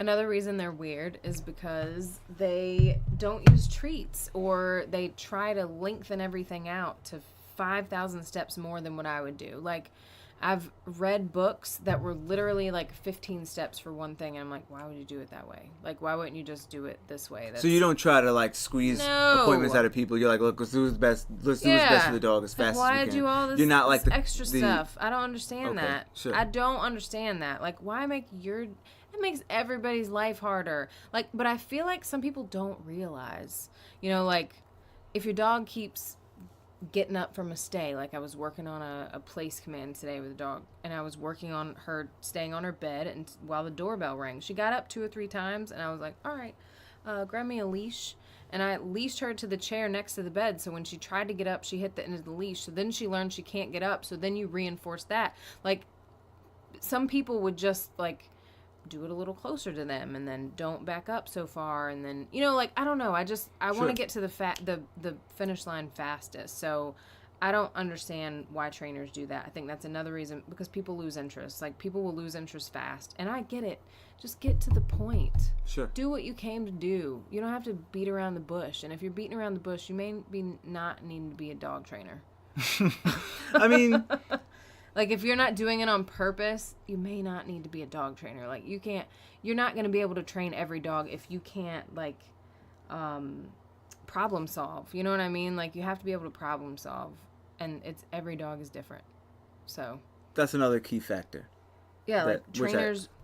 You can't have, like, a system. You kind of got to adjust a little bit. Absolutely. Because of the people, because of the dog, because of the situation the dog's been in. Like, tons of different things are going to be a factor. People don't want to do that. They don't like that. They don't like this. They don't like that. Like, okay, well, I'm not going to argue with somebody. I'm going to tell them what I recommend, and then they can do what they want to do, Sure. But, like, some trainers are like, this is how it is. This is how it's going to be. Like, they're not going to listen to you, and then they're not going to hire you, and then they're not going to fix their problem, and they're just going to go about their life. And there you have it. And there you have it. Because they think that you're a real dog trainer, and you're not. And also, with the same token with the people, and I want to reinforce this. I know we brought it up earlier, but I don't think we went too deep into it. Like, dogs like having rules and boundaries. Yes. Obviously, dogs don't want to learn the hard way either, correct? They're not no. They're probably, they're like, oh, that's all you want? If you give a treat, like, think about teaching the hard way. Right. And then if you gave a treat early on for what you wanted, to reinforce the positive Right. behavior. I could imagine they're thinking like, oh, why don't you fucking say that? Like, Right. oh, why don't you just give me the treat, Right. bro? Like You're making it hard. Yeah, right. So why we go all the way around there to get to here? But so they like being rules, Guided, or yeah, like you they said, like- not rules. I won't say rules because structure, boundaries. They like all that. And is it's like a certain breed is because like we talked about, certain breeds get certain stigmas or whatever, and even some of the cute ones aren't always the best. No. So and not like, granted, like we talked about, which we didn't put a button on, but not everyone wants a dog for a fucking apocalypse. Right. Like me, right. I get it. Like Someone to cuddle. Someone wants something to cuddle, and I get that. That's your thing. So, Right. Right. with all To due each his own. respect to That's you, why right? there's lots of different Right. That's breeds. why there's lots of different breeds. But so with like different breeds, is it easier, or for what it's worth, is it, like, granted, like we said, dogs are different, but are certain breeds easier to work with? Yes. Because I know, like we talked about with Dobermans, like they get a bad stigma because they were in the 80s movies. Right. They were like the guard dog, Right. and it's what conditioned your brain Right. to think. But anyway, so what are they the easiest for you to work with, or it doesn't get to the point where it doesn't matter? You honestly get to the point where it doesn't matter, but certain breeds are easier than others. But I haven't found a dog that I couldn't train. I've had some really difficult dogs, but like I'm so stubborn that I'm like, I'm going to figure it out. Sure. So I'm like, instead of being like, oh, well, I can't help you, I'm going to figure it out, or I'm going to send you to somebody that may know if I don't know, but I think I've done that, like, I maybe thought about doing it once. Maybe did it once. But, like, not in a long time. Like, Sure. I'll figure it out. It may take a while, but I want to figure it out. To get to the bottom of Because it gives you more experience. How do they teach dogs to like act in well, I guess not act in movies. I guess it's the same thing. You're kind of just working on what you got. Like, I think about like Lassie, and now that I was very young, so maybe if I watched Lassie now, you'd be like, oh, she's just sitting there, like in running, the cameras, and she's just running. They usually just target them, or like teach them to go touch a certain area and tell them to go touch a certain area, and then they do the clip and. All right, so maybe it is like what I thought. So it's like simple. I guess for you. I mean, but I mean, like targeting and stuff like that kind of stuff can be complicated, but like it's simple, and dogs are like simple, like they're smart, but they're simple, like. Which is good. Yeah. That's the only reason that we're able to make this work. Because if they were like humans, they'd do what the fuck they want to do. Right. Like cats. They would be like cats. Exactly. Oh, man. Well, I appreciate you coming on the podcast. Anytime. I know. You mean that. And I do appreciate that. And make sure you guys go to paulpastries.com, lindsysdogtraining.com. Even just check out the videos. We got to start putting more videos up also then. We do. We're going to have time soon, so. Sure. Got to step my drone game up. Uh-oh. But listeners, as I always say, don't worry about your horoscope. That's the PG version. My listeners like, that's bullshit. That's not what you say. Like, but seriously, man, when you gotta seek some help, hire a professional. Don't always do it yourself. 'Cause if anything like me, it's a terrible fucking idea. But I'm out.